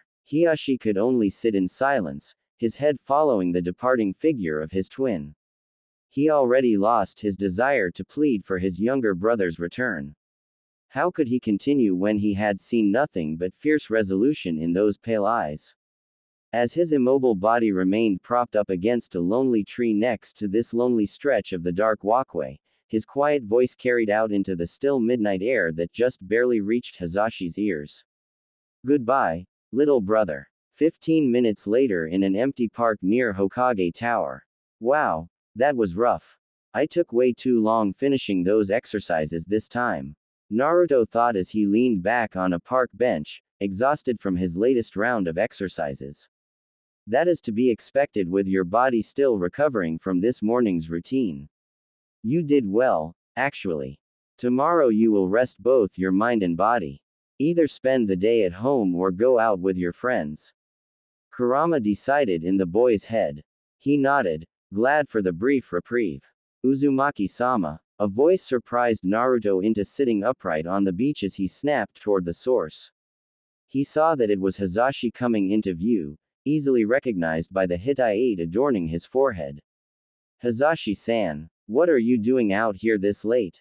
I should be asking the same of you. It is more odd for a young child to be out here compared to an adult merely taking a stroll. Hazashi inquired with a raised eyebrow as he stopped nearby. Naruto put on a sheepish grin and scratched the back of his head. Hee, I'm sure you've realized I'm not like most kids. I was just resting after finishing my exercises and was about to go home when you showed up. Hazashi nodded, satisfied with the explanation. I see, Uzumaki-sama. I am on my way to see Hokage-sama for a mission, so I shall see you around. He politely dismissed the conversation as he made to walk past on the way to the Hokage Tower. Naruto had something on his mind he wanted to ask, though. Hazashi-san, if you have time, I have a question, he called out in an apprehensive tone. Hazashi stopped to glance back at the blonde and inclined his head to show he was listening. I was thinking about what you said the other day about your clan's history and the seal. If it was so bad, why hadn't anyone come up with a better seal? Something that everyone in the clan can use to protect the Byakugan without all that pain and control. Naruto carefully inquired in a neutral tone. Hazashi was surprised by this question and had to take a moment to think over his answer. I am not exactly sure, Uzumaki-sama. My best guess is that, in the beginning, the clan was proud of the seal as it protected their pure bloodline from being stolen and tainted by their enemies. They did not realize the implications that they just laid the foundation for a truly segregated system the clan is using now. By the time the branch members became dissatisfied with the way things have become, the entire clan were already set in their ways. It is now tradition to use the seal and they all just accepted it as the way of life. I suppose that is why not many have thought about modifying the seal up until now. He offered and Naruto could only furrow his eyebrows together in deep thought. You know, Uzumaki-sama, you are not the first one to ask me this. Hinata-sama asked me a similar question not too long ago, the Hyuga added. The blonde glanced up at him with a raised eyebrow. Hinata-chan did. So she doesn't like the system either. Hazashi shook his head. She never has. She is kind, does not enjoy having servants, and she hopes to one day see the use of the seal band. Wow. I was going to say that, since I might be Hokage one day, I was going to fight to get this seal band and have them find another way. However, it looks like it'd be a lot easier when Hinata-chan get to be the next head of the clan and we could work together. Naruto muttered thoughtfully as he cupped his chin and squinted his eyes fox-like. Hazashi raised an eyebrow and kneeled down in front of the boy to level his pale-eyed gaze with a pair of blue eyes. What makes you believe you might be chosen as the Hokage? I just began training, but I'm going to be the strongest shinobi ever. I have to if I want to protect my precious people. And when you become the strongest shinobi in the village, you become the Hokage, right? It's just natural. Naruto replied as if this was the most obvious thing ever. The Hyuga was instantly reminded of the fourth Hokage at this reply. He raised his other eyebrow, then broke into a chuckle. Naruto was a little unnerved by seeing a composed Hyuga chuckle heartily. Maybe that's why they wear such stoic expressions. It's pretty disturbing. I agree wholeheartedly. The older man suddenly ruffled the blonde's hair, much to his cry of chagrin, and stood with an amused grin. Uzumaki-sama, you will have to work hard then since there are many powerful shinobi out there, but I believe you may be able to do it as long as you have your precious people to think about. My son, Neji, will be incredibly strong and he might aim for that Hokage seat someday as well. You two may likely end up being rivals. The man had to smirk deviously at the boy's slightly affronted expression at the thought of someone being as strong as him in the future. However, I also have high hope that the two of you will get along eventually and be good friends. Now, I need to go, so be sure to get home safe and have a good evening. Hazashi finished by bowing slightly and turning in the direction of the Hokage Tower to begin walking again. Hazashi-san, can you tell me what this mission is? Naruto quickly blurted out. The older man stopped for a moment and spoke without turning around. I cannot tell you, but I can say it is to protect my own precious people. Goodbye, Uzumaki Naruto. Naruto watched the Hyuga disappear into the darkness toward the Hokage Tower, feeling a slight bit uneasy. Oi, let's go home. There's nothing to do out here. Kurama suddenly spoke up. Naruto frowned, but just shrugged and began making his way toward his apartment. The fox was deep in thought, however. That man had the eyes of a warrior who's content with all he did and is strolling toward his death as if it was a simple walk in a park. Something is happening tonight, but it's best not to let this boy know just yet. There is nothing we can do right now anyway. In the Hokage's office, the third Hokage sat at the desk, waiting patiently for the arrival of Hyuga Hiyashi. In the room with him were two Anbu, one of them Kakashi, and the Kuro ambassador. In the center of the office was a scroll laid out with a large storage seal array. The ambassador was growing nervous by the second as the other three occupants leveled their glares at him, as if they were wishing for him to slowly die by melting into a puddle. I expect this to be kept quiet. We will deny anything if this comes to light. The Hokage ground out through gritted teeth. The ambassador flinched at the leader's harsh tone before nodding nervously. When you retrieve the body, you will sign this statement that declares you have retrieved your so-called reparations for Kumogakure, and we will not speak of this ever again. Is that understood? The third continued as he pointed at a piece of paper on the desk, his glare intensifying. Believe me, we want to keep this quiet on our ends too. I will sign as soon as I have confirmed it was Hyuga Hiyashi himself. The ambassador tried to steel his own nerves against the third's anger, but failing miserably.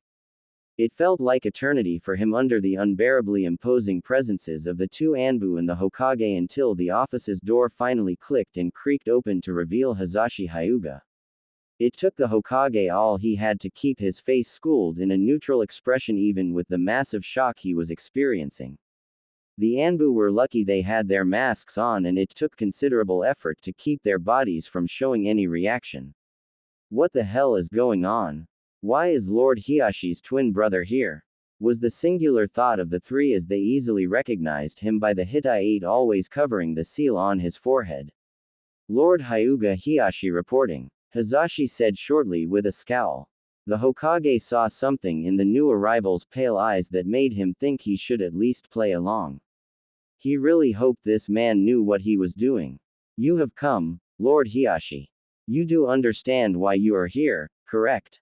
The ambassador asked nervously, visibly relieved at having a distraction, as Hiyashi walked to the center of the office. Yes, I am to die and give up my body for my crime of killing one of your retired shinobi for no reason. Let us just get this farce with so I do not have to deal with any of you thieving cowards a second longer. Hiyashi retorted dismissively as if the Kumo man was even less than a roach to him. The ambassador bristled at the tone and insult but said nothing, not wanting to cause any more problem than necessary when they were so close to their goal. He then took out a photo of the real clan head to compare to Hiyashi's visage. The 1 minute the ambassador spent studying and comparing between the photo and the person was the longest ever for Hizashi, the Anbu, and the Hokage. It's a match. Take your Hittite off and we will proceed. I'm sure Hokage-sama would prefer to keep the insignia here, the ambassador suggested, and another new bout of tension was rising in the air. They knew they would be found out if Hizashi took the Hittite off and revealed the hidden seal. If it is all the same to you, I am doing this as a duty to protect Konohagakure from an unnecessary war. I would prefer to die knowing I have served my village to the very end, so please allow me to keep my Hittite on until after my last breath has left the body. Hiyashi coolly replied without missing a beat. The ambassador took a moment to think before silently nodding. Everyone almost exploded with relief, but they had to keep up the charade. Hiyashi kneeled formally on the floor next to the sealing scroll and closed his eyes as if in meditation. A long moment of grave silence persisted in the air before the dog-masked Kakashi decided to begin preparing for the inevitable. However, the Hokage stopped him. I will do this one.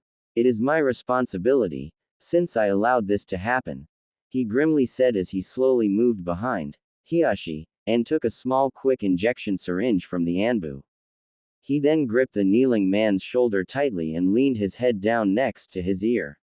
I am really sorry for allowing this. You will receive the highest honors and your clan will forever remember you as a hero, he whispered, his voice breaking slightly. Hizashi only nodded once with a serene expression before he felt a small prick at the base of his neck. He felt a calming numbness overtake his entire body almost all at once. It was welcoming actually. His last thoughts were of his older brother and nieces, his deceased wife, and finally, his son. He let a small smile grace his face. In just 3 seconds, his body fell limp in the Hokage's grip, devoid of all life. Hyuga Hizashi had just passed away instantly and painlessly as a hero to his clan and village. Sarutobi Hiruzen silently and gently laid the body down onto the sealing array with trembling hands. After a moment of silence out of respect, he slowly removed the Hittite to reveal that the seal disappeared, having already worked its magic sealing Hizashi's Byakugan and all of its secrets. The people in Kumogakure would not be able to learn anything from this man's body now. The third then sealed the body into the scroll with a loud poof. The ambassador silently walked over to the desk to sign the statement. As he set the pen down and turned around, he cried out in surprise as a hand suddenly grabbed him by the neck and swung him into a wall, cratering it inward. The ambassador was trying to let out a strangled cry of protest when he was frozen solid by the Hokage's glare and killing intent. Hiruzen's face was old and wrinkled, but his eyes looked virulent, cold, and calculating, as if they were the eyes of Shinigami looking at its newest soul to eat. The ambassador felt like he truly would die any moment just looking into his powerful gaze. You may have won, but this will be the last time. After tonight, no Kumo ambassador or shinobi is welcome here until further notice, unless absolutely necessary. That means you will leave the village's premises within 10 minutes of this conversation, or I will have you imprisoned for open hostility. In addition, if I ever see one single Kumo nin set foot anywhere in our country without express permission from our people for any reason at all, you tell your Raikage I will personally come and show them exactly why I have lived this long, and why I am known as the Kami of Shinobi. The third Hokage spat out before he harshly tossed the terrified ambassador to the floor with a loud crash. The whimpering man thought of nothing but escaping as he frantically scrambled to his feet, grabbed the scroll, and ran out the office as fast as his feet could carry him. It was as if the Shinigami was breathing down his neck. Follow him all the way out to the lightning border, and make sure he can't even stop for rest. In addition, send someone out to the Hyuga compound to deliver the news and ask for an explanation. The third growled as the two Anbu bowed and vanished. He was not relieved that they might have protected the Hyuga clan's secret. He was still angry that he still sacrificed a life to supposedly protect thousands. It did not matter if it was a nobleman or a servant, a person's life was still lost this day and he had to allow it on his watch without any resistance. All of the emotions Sarutobi Hiruzen kept in all day finally overflowed as he yelled in rage and smashed his fist on the desk, splitting it in two. The next morning, Naruto noticed something was different in the air around the village. Life went on as normal to most people, but to him, he could feel that something was somewhat off. He relayed his feelings to his tenant as he was walking around, enjoying the morning air. Stop by the tower if you want. Maybe that old fart knows. Kurama only had this suggestion to offer. Naruto, having nothing else to go on, decided to detour to the tower anyway. He entered, made his way up the stairs, and was led in by Tamae. The blonde was surprised to see his surrogate grandfather, sitting behind what looked like a new desk, looking so old. The third was exhausted, having been up all night dealing with all kinds of emotions. He felt and looked defeated. He was so deep in thought he did not notice Naruto entering the office at first, and raised his eyebrows in surprise. Oh, hello, Naruto-kun. What can I do for you? He tried to pull himself back together and keep some semblance of a facade up. Nothing, Hokage Gigi. It's just that I haven't seen you in a while, and I figured I'd stop by for the permit and chat a little. Though, it looks like you have been through a ringer lately. Naruto pointed out, seeing the old man wince slightly. So I think I'll just pick up the permit and leave to do other stuff for the day. He added for the third's benefit. The tired old man sighed and looked somewhat grateful for this thoughtfulness. He got up to retrieve the prepared permit out of a folder and passed it on to the boy. They were about to exchange goodbyes before Naruto remembered something. Hokage Gigi, before I go, I was wondering if you know something about Hyuga Hazashi. I ran into him last night near here. He told me he was coming here for a mission, something to protect his precious people. I was wondering if he's okay now. The Hokage stiffened with a grim expression, and that was all he needed to see. His entire inside became ice cold as his blue irises turned icy and shrank to small dots. Don't tell me, was all he could squeeze out in trepidation. The third's expression softened into sadness and simply shook his head no. I am sorry, Naruto-kun. I will tell you he died very bravely and with honor for what he believed in. He had no regrets. Beyond that, I cannot tell you the details myself. It is up to Lord Hiashi to offer more if you still wish to know, the suddenly frail-looking man tiredly admitted. He knew. Naruto whispered before his face twisted into anger, his blue eyes still icy. The third narrowed his eyes in confusion. He knew. He knew already he was going to die. That's why he talked to me like that last night. Why did you let him go? If you knew it was going to happen, why didn't you protect him like a Hokage was supposed to?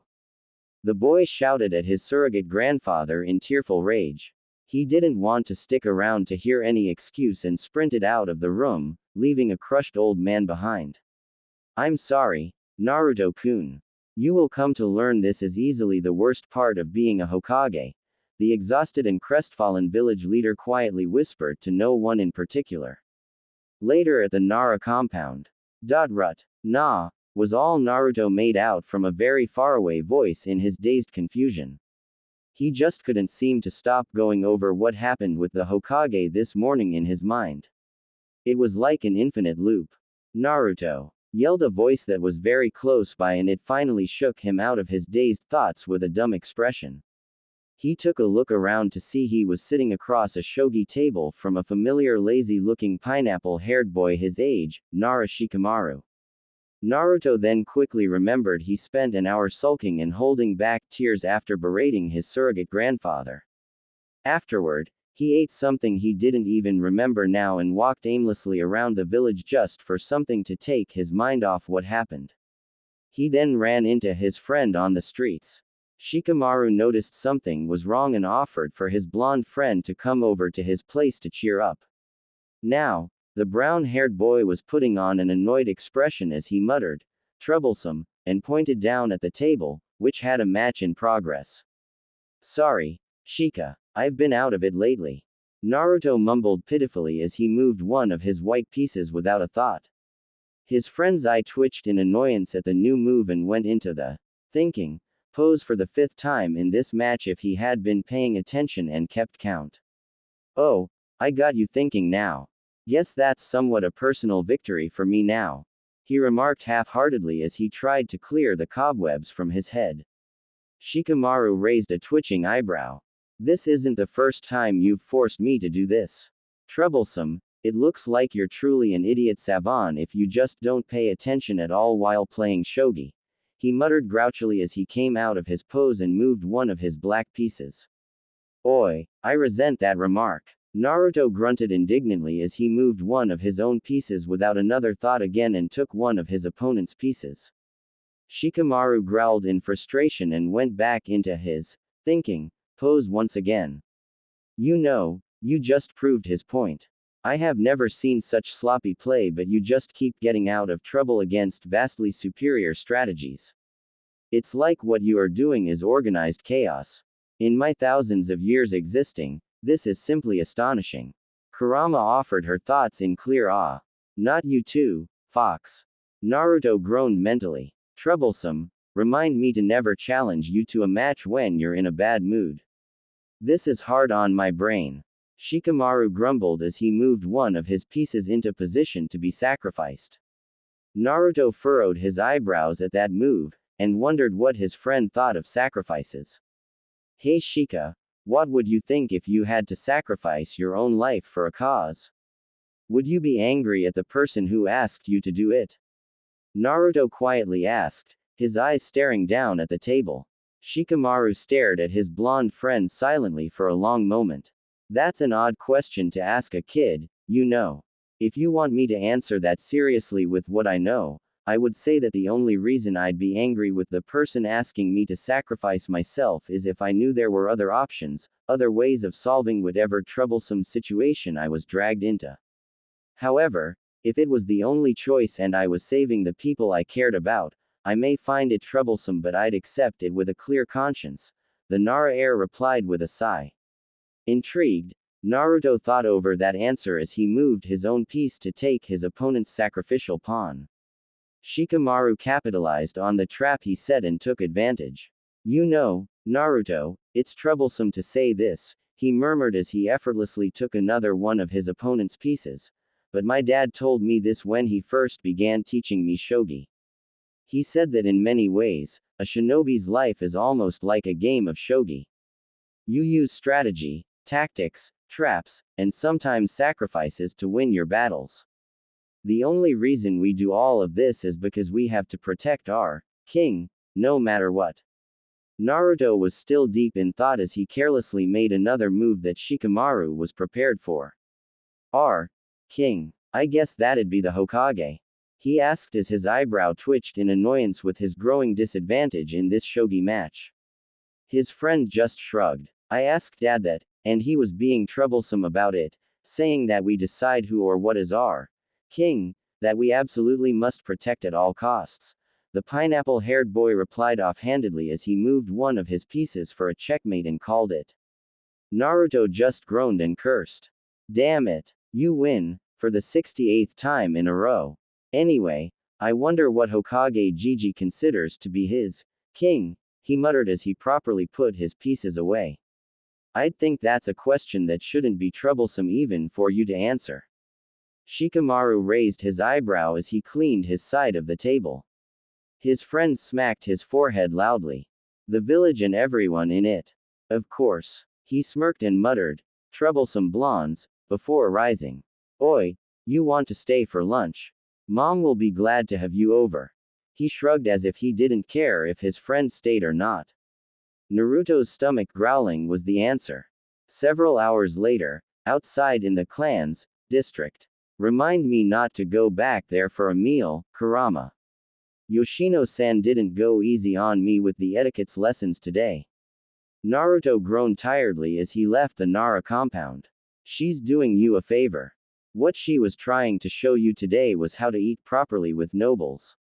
Everyone and their mothers know you're a favorite of the Hyuga clan head now, and that bossy female probably figured she'd get started on helping you impress anyone if you were invited to any formal dinner.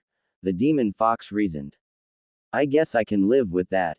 It's just that I'll never understand why there were 4 different forks. And 3 different glasses. I'm underage and I can't even drink 2 of them, anyway. The boy and the fox continued chatting within as he walked his usual route past the Hyuga compound. The blonde took a moment to pull out of his inner conversation to check things out at the front gate.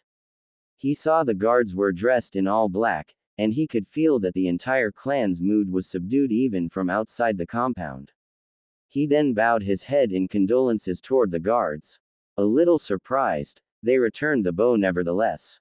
The boy then continued past at a slow pace, deciding he would give it a few days before it was alright to stop by.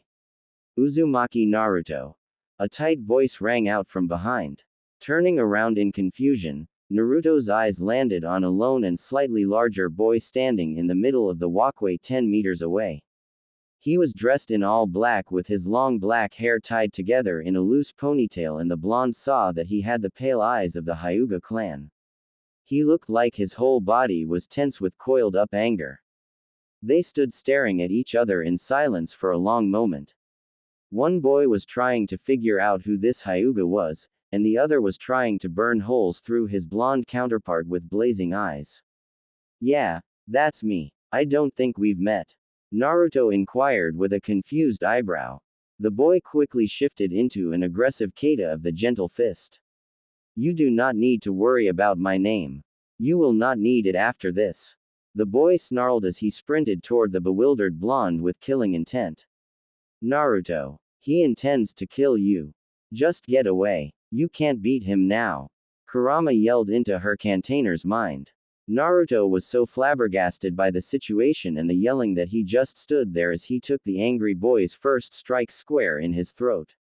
The blonde was blown back, spitting out blood as he went down hard on his back. He was in so much blinding agony just trying to breathe and clutching at his throat that he didn't notice the long-haired boy had moved to stand over his body and began a flurry of 2-finger strikes at many tenketsu all over him. He could do nothing but scream hoarsely with blood coming out of his mouth as even more incredible agony slowly enveloped his entire being while his attacker continued the enraged assault. Finally the angry boy stopped and straightened up, breathing heavily. Uzumaki Naruto, I have left your vitals for last because I want to make you understand that you will suffer as long as possible for my father's death. The boy growled down at the battered blonde. Realization finally struck Naruto. Why your Neji? He painfully tried to get out through his blood-flooded throat as his entire body continued to scream in agony, not being able to move at all. The long-haired boy now named Neji flinched at hearing his name and narrowed his eyes angrily. Who told you that? He snarled, his Byakugan blazing. Hazashi. Guh. Was all Naruto could force out before he was struck hard in one of his kidneys. The pain he felt before was nothing compared to now, and he nearly passed out from shock. Don't you dare say that name in my presence. You do not deserve that honor. It's your fault my father sacrificed himself in his brother's place. If you hadn't interfered with the fate of a weak person like my cousin, it wouldn't have led down a different path toward the death of someone truly strong, like my father. Neji spat out, his eyes blazing even harsher. Naruto, despite the extreme agony, frowned. How si can yous say tt had a about Hinata? He pushed out through the pain, more dark blood pouring out of his mouth. She is weak. I have decided that weak people like you and her should not interfere with the fates of the strong, the Hyuga replied with a sneer. Be bullshit t. Yus should be protecting her, arg. Naruto screamed out and gurgled again as Neji slammed a charka strike into his left lung. A weak and dead person does not get to tell me anything. Neji's face darkened ominously before he prepared to go for the finish. Naruto, we're going have to break your promise with that old fart. I'm going to pump my charka into you, a lot of it. You're not ready and you may go berserk with the power, but it's the only chance. Kurama was cut short by an ear-splitting scream of agony that was not coming from the Naruto but from the Hyuga boy instead. Neji was screaming at the top of his lung to the high heaven as he clutched at his forehead tightly and was about ready to tear his hair out. He fell down next to his blonde victim and flopped like a fish in unbearable pain. Naruto was stunned and utterly confused at this abrupt change in the situation, until he noticed an approaching man wearing the same black funeral robe as Neji. It turned out to be Hyuga Hiashi holding one of his hands up in a seal. He also looked pissed as hell. The boy quickly connected the dots. The clan head had just activated Neji's caged bird seal to stop him. That's enough, please.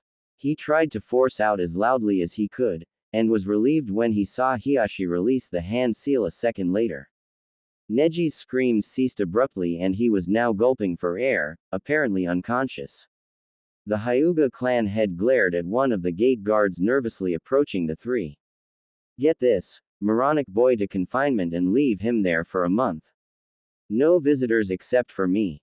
He snapped harshly as he made his way over to Naruto and kneeled down. The guard quickly scooped up Neji's unconscious body and carried him away into the compound, while the clan head then activated his Byakugan to scan the blonde's body for any major damage. Nothing looks fatal and you are already beginning to recover, thanks in no small part to your, Naruto noticed the pause about his, tenant, incredible healing most likely, Uzumaki-san. You were fortunate when the guards reported my nephew running out after you a few minutes ago, and I decided to investigate. I think this is what you call a case of deja vu, since I've had to look over you the other night as well. Hiashi spoke softly as he continued to scan the body. Naruto had to hold back a chuckle. Please don't make ML laugh.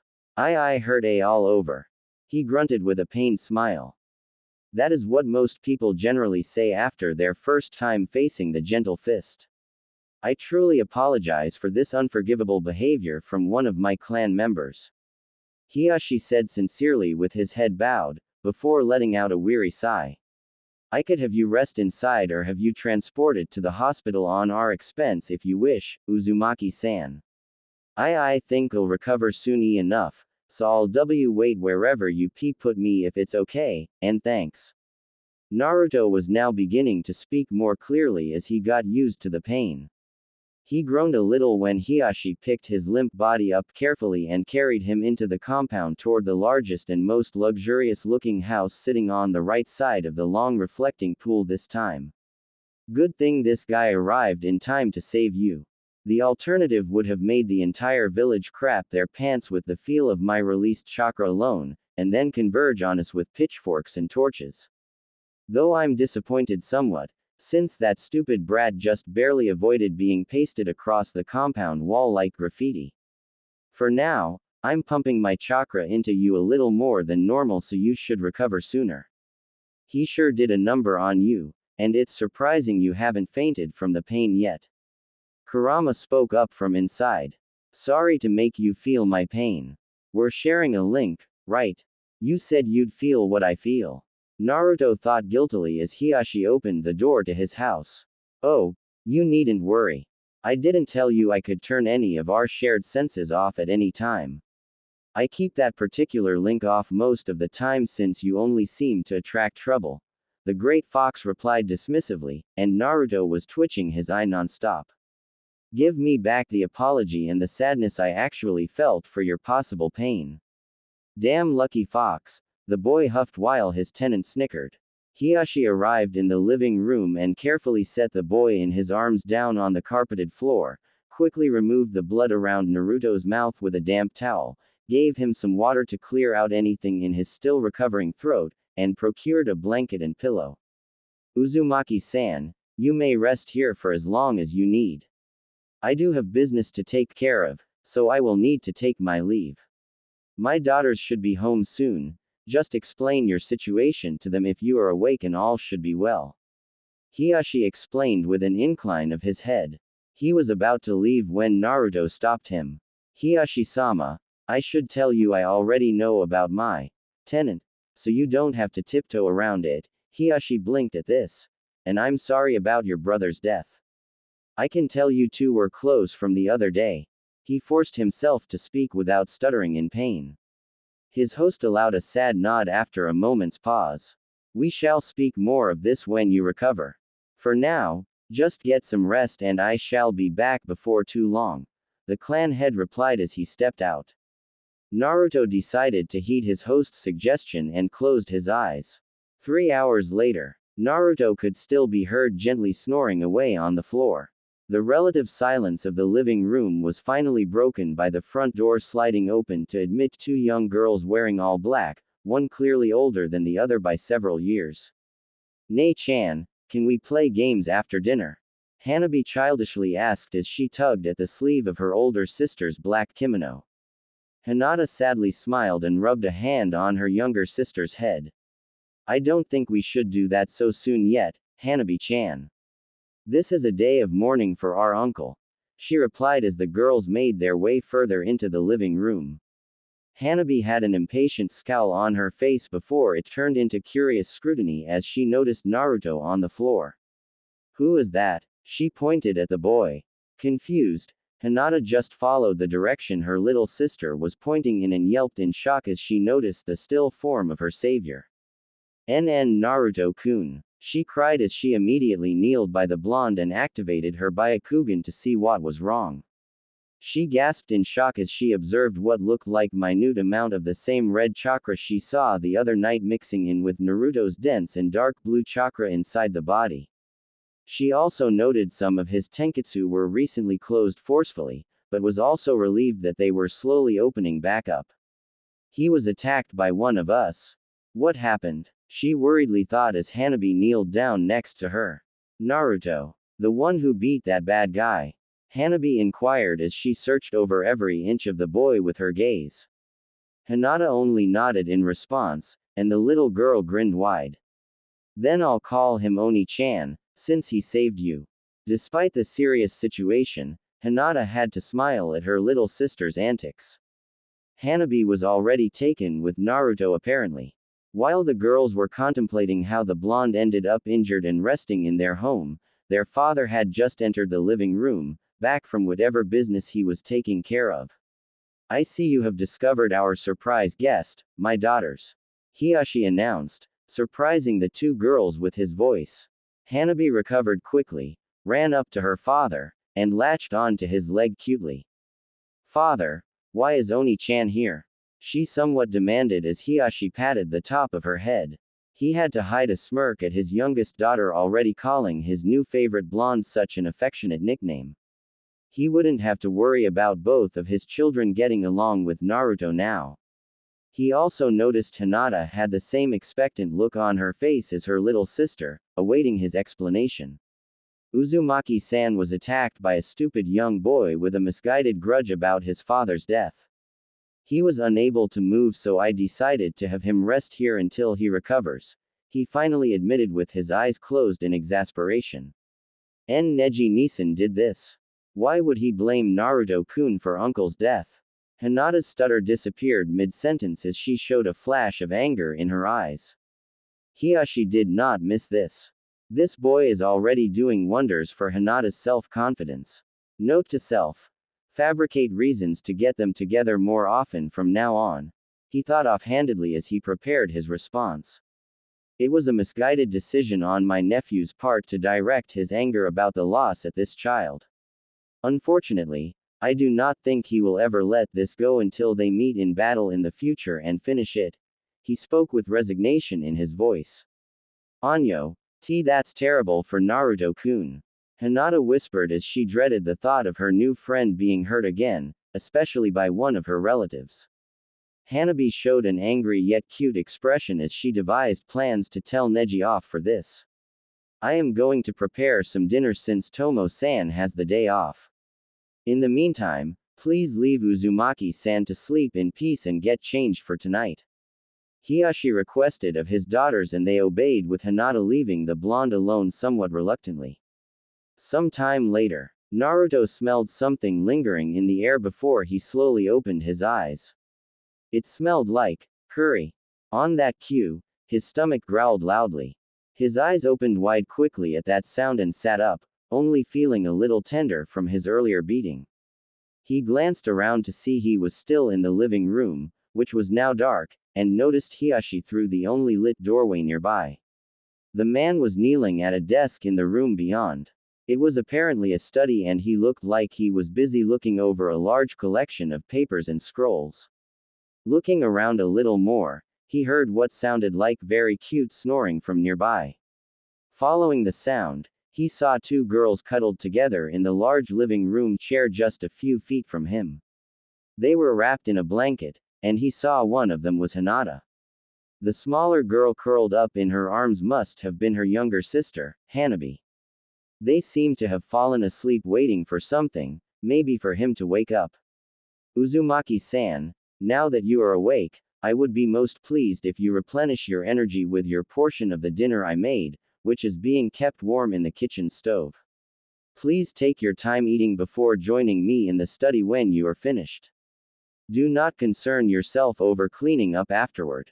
Hiyashi's calm voice carried out into the living room, being quiet enough as not to wake either of the two girls. He hadn't turned his head around at all the entire time as he continued to go over the paperwork on his desk.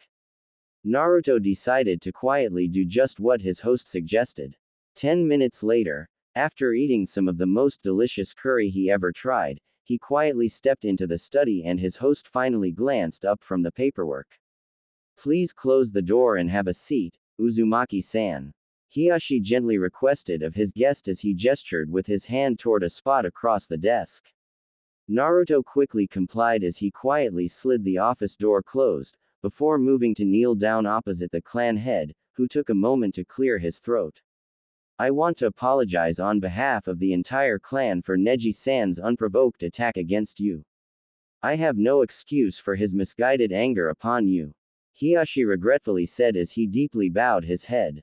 Naruto frowned as he thought for a moment. Hiyashi-sama, is there really a need for an apology?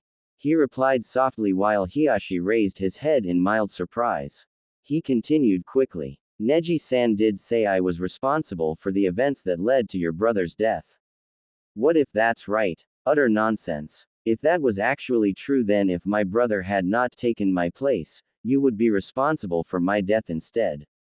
If you had allowed that Kumo-nin to leave without any resistance, then you would be responsible for my daughter's unthinkable fate. There is simply no way to know what could have happened with the infinite amount of scenarios this entire event could have played out. My nephew lost his mother early in his life, and now just lost his father. In his grief, he apparently decided to direct his anger at someone, and you were unfortunate enough to be the target.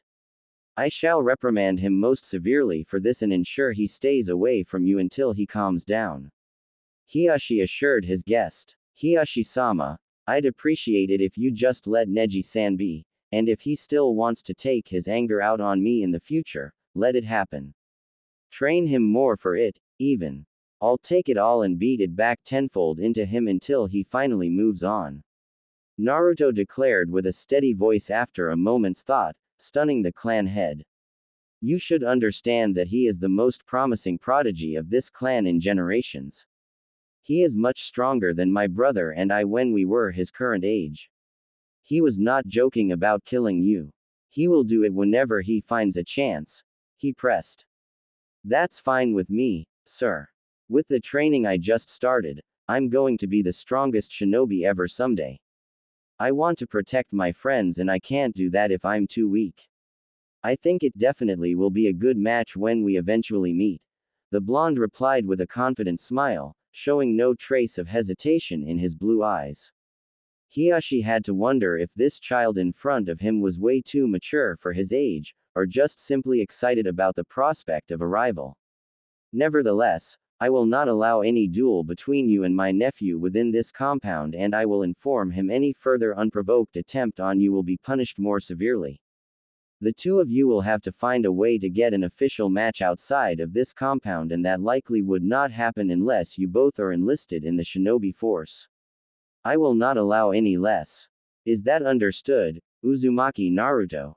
He spoke sternly as he narrowed his eyes at the blonde boy. Perfectly clear, Hiyashi-sama. Naruto accepted with an incline of his head before continuing. I hope this happens and he lets it all out. I'd hate for him to continue being angry with me for long, since Hazashi-san hoped we'd get along when we talked last night, he muttered sadly. Hiyashi raised his eyebrow at the mention of his brother. Uzumaki-san, you have met my twin brother last night. Naruto nodded and quickly relayed what transpired between him and Hazashi in the park outside the Hokage Tower. A long moment passed as Hiyashi seemed to contemplate this. I see. I am glad he seemed calm and ready. I was worried he may have had regrets since this all happened suddenly, the clan head finally said with a sigh of relief. Naruto decided to satisfy his curiosity. Hiyashi-sama, if it is okay, I wasn't told by anyone exactly what happened. I'd like to understand his actions. He asked with some apprehension. Hiyashi allowed himself a small grin as he nodded and explained everything that happened. 30 minutes later, Naruto was clenching his fists tightly in anger. Those Kumo bastards, that's not fair. They can't get away with this, even if they didn't get the Byakugan. The boy growled through gritted teeth before his expression softened with realization. I just understood he did all this to protect his king. This wasn't because he served the clan or the Hokage. I need to apologize to Hokage Gigi soon. He muttered sadly, feeling immensely guilty for yelling at his grandfather figure so harshly. Hiyashi raised an eyebrow. The shogi analogy the Nara clan likes to use. In my opinion, it is a somewhat rigid description of a shinobi's situation in many cases, but I understand where you are coming from. Most of us have our king, we are willing to protect with our lives. Hazashi most certainly did it for that reason alone, and I was willing to do anything to protect my king, too, before he took my place. You should understand Hokage-sama did not order either one of us to die for the village. I immediately offered myself upon hearing Kumo's demands, and it is only because my brother's desire to protect his loved ones was slightly greater than mine that I am still here and alive in front of you. Hiyashi said thoughtfully as Naruto nodded soberly, his eyes downcast. It's still not fair. Kumo's going to get away with meaningless murder, and there's nothing we can do about it. The boy grumbled before looking up. At that moment, an ice-cold shiver went down his spine as he saw a truly malicious and devious smirk growing on the clan head's face. It was a truly terrifying thing to behold on one of the most powerful people in Konoha, and the young blonde had a feeling that someone was going to regret ever crossing this man very soon. I dare say that I have doubts that Kumogakure is going to get through this without any consequence, if all have gone as planned. Great minds think alike, and my younger brother had the exact same plan as I did when I was preparing to meet my death. I have seen a glimpse of what he was preparing with my eyes when he disabled me. I will say it was a good thing we regularly studied up on all diplomats, mannerisms and personalities, and I am confident that bumbling fool from Kumo would not check closely for anything on the body. It would be safe to assume that not getting the Byakugan will not be the only surprise for our dear friend, the Raikage. Hiyashi replied smoothly with the malicious smirk still plastered on his face. That expression was not even directed at Naruto, yet the boy was wide-eyed with terror at seeing this man's visage. He knew it would haunt his dreams for a while. A certain fox inside him shivered with excitement, her hackles rising slightly down her spine. Kumogakure in Raikage Tower. The exhausted and battered ambassador had just returned from Konoha, and in record time too. A was displaying an amused smirk as the man told him about his harrowing experience with the Hokage's rage and the Anbu as he was chased and hassled by two of them all the way to the lightning's border. A few minutes ago, the large and muscular man handed the scroll with the clan head's body off to a lab assistant for processing down in the tower's basement. He should be getting news soon. To be honest, he should have been more ecstatic about this victory for Kumo, but he could not help but feel a little uneasy about something. He tried to dismiss it as the occasional paranoia, but a good shinobi simply did not survive long without being cautious. Oi, did you actually check for any seal on the Hyuga body? He suddenly asked the ambassador out of nowhere. Yes, I did, on the forehead, right. It wasn't there when they removed his Hitai-8, the ambassador replied. Ace scowled. There was that paranoia rearing its ugly head, and it was here to stay. Was this before or after death? Our reports on the seal says that it will disappear shortly after death. He replied with deadly calmness, having a feeling he knew the answer. The ambassador gaped at him in stunned horror, and his mouth flapped like a fish with no sound coming out. The Raikage clenched his fists and gritted his teeth just as the feeble man finally spoke. It was after death, gah. He choked out when the fourth Raikage moved with insane speed to grab him violently by his neck. The huge man loomed large over him, leaning in close with an angry snarl. You goddamn fool. That was why they easily let this happen with only token resistance. That clan head had an identical twin that was branded and could have easily substituted with him. The clan head also has never been known to wear any type of Hitai-8 inside the village. And you signed the ink paper confirming that this body is Hiyashi Hyuga, not his twin. Now we can't even raise some uproar about this, else we look like the jackasses here, not them. You're the worst ambassador ever. He raged at the man shrinking in his grip with each word. He groaned in disgust at this man's cowardice and stupidity, before swinging the now former ambassador around to throw him out through one of the floor-to-ceiling windowpanes at the back of his office. It shattered with a thunderous crack and the mountain wind blew in harshly, blowing papers everywhere and ruffling A's Raikage Haori. The large man grunted and spat out the window as he listened to the man's scream fading 20 stories down. A faint thud followed. He didn't care if the man survived or not as he sat down in the chair and leaned back with the wind buffering his tightly wound platinum blonde cornrows around, resignedly awaiting the bad news from the lab as he rubbed his temples in preparation for an incoming migraine. What he did not expect was a massive explosion shaking the entire building. It even shook him out of his chair. After the explosion died away, A immediately rose to his feet and gritted his teeth. He figured he could guess where exactly the epicenter was as he turned his lightning armor on with a shroud of crackling lightning covering his entire body. In the next instant, the office's door was obliterated into tiny pieces as the Raikage charged through, tearing up a gouge in the floor underneath him as he instantly flickered to the stairwell. Using a combination of amazing acrobatics and his armor's super speed, he bounded like a lightning down the 20 flights of stairs to the basement level. He made the basement door his next victim as he skidded to a stop upon arrival. He had just gone down 20 stories from his office to the basement in under 5 seconds total. It was chaos. Half the people were running around in panic and the other were running damage control with smoke, fire, body parts and broken equipment everywhere. An entire room in the center of the basement level had all of its walls blown out into other rooms. A then deactivated his lightning armor and glanced at a bruised and battered person sitting next to him on the floor who just became aware of the Raikage's arrival. What happened here? He asked with a neutral tone and his gaze was steady on the destruction, though he probably already knew. AA versus very powerful time delay explosive tag.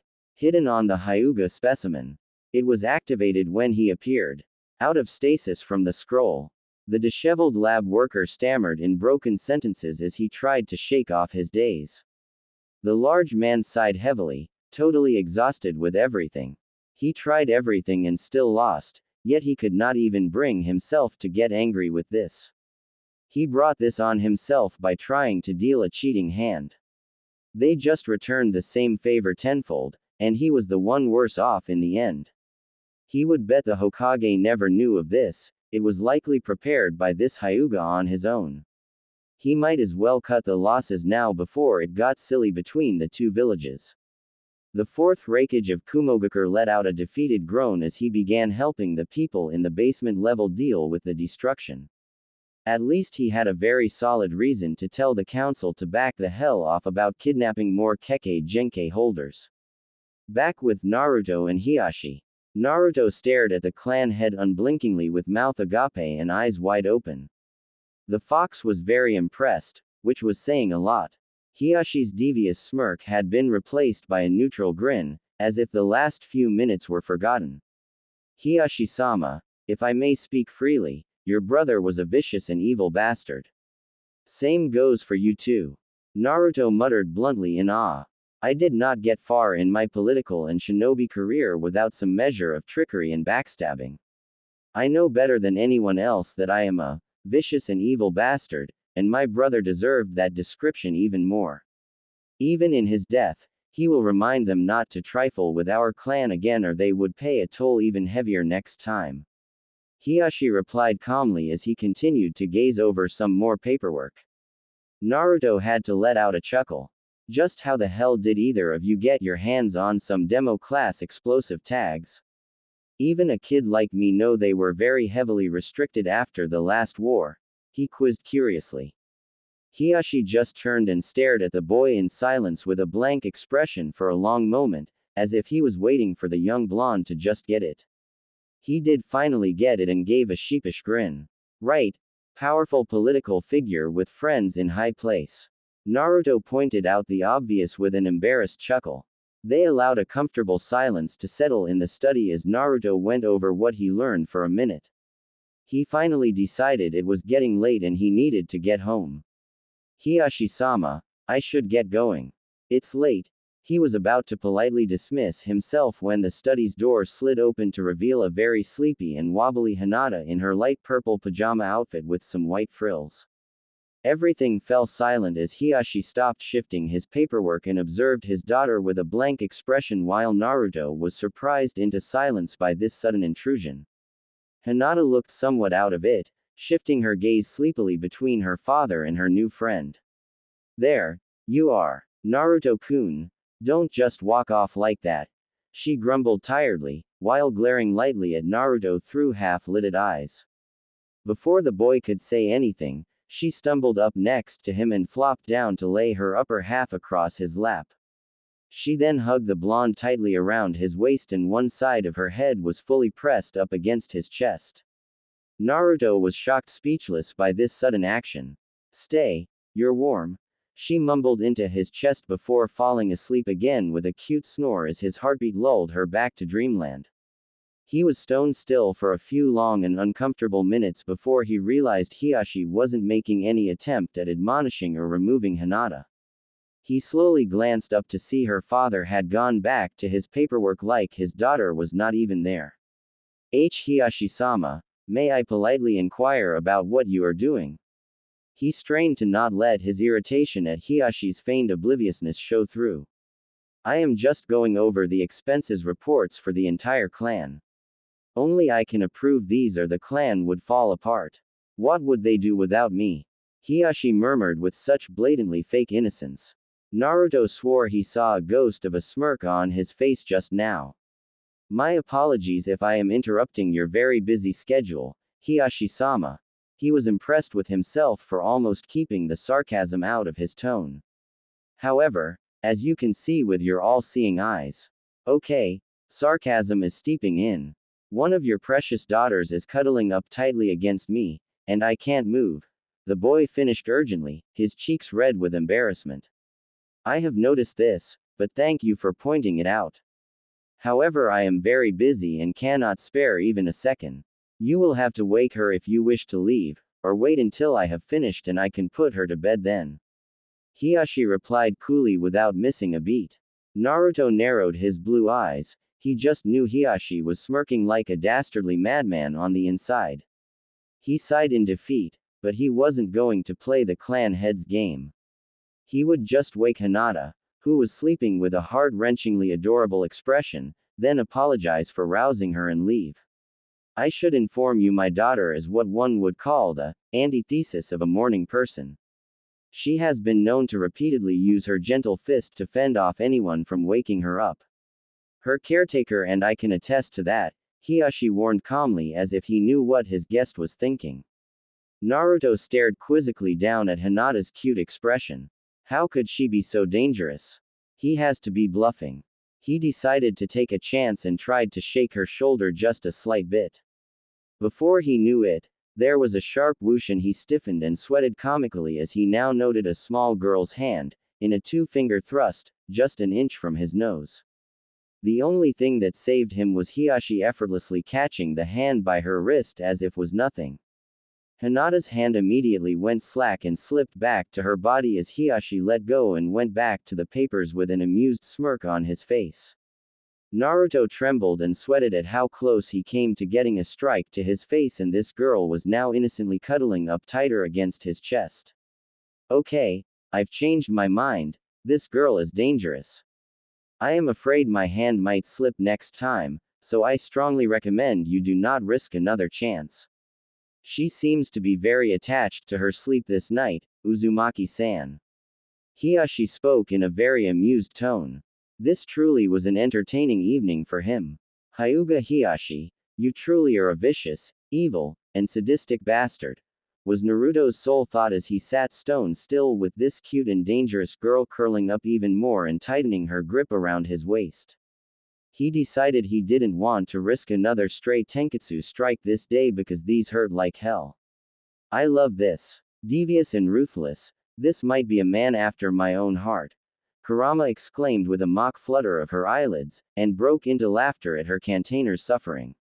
It was 2 hours before a very tired and nerve-wrecked Naruto left the compound for his home, with the damn fox cackling at his luck the whole way.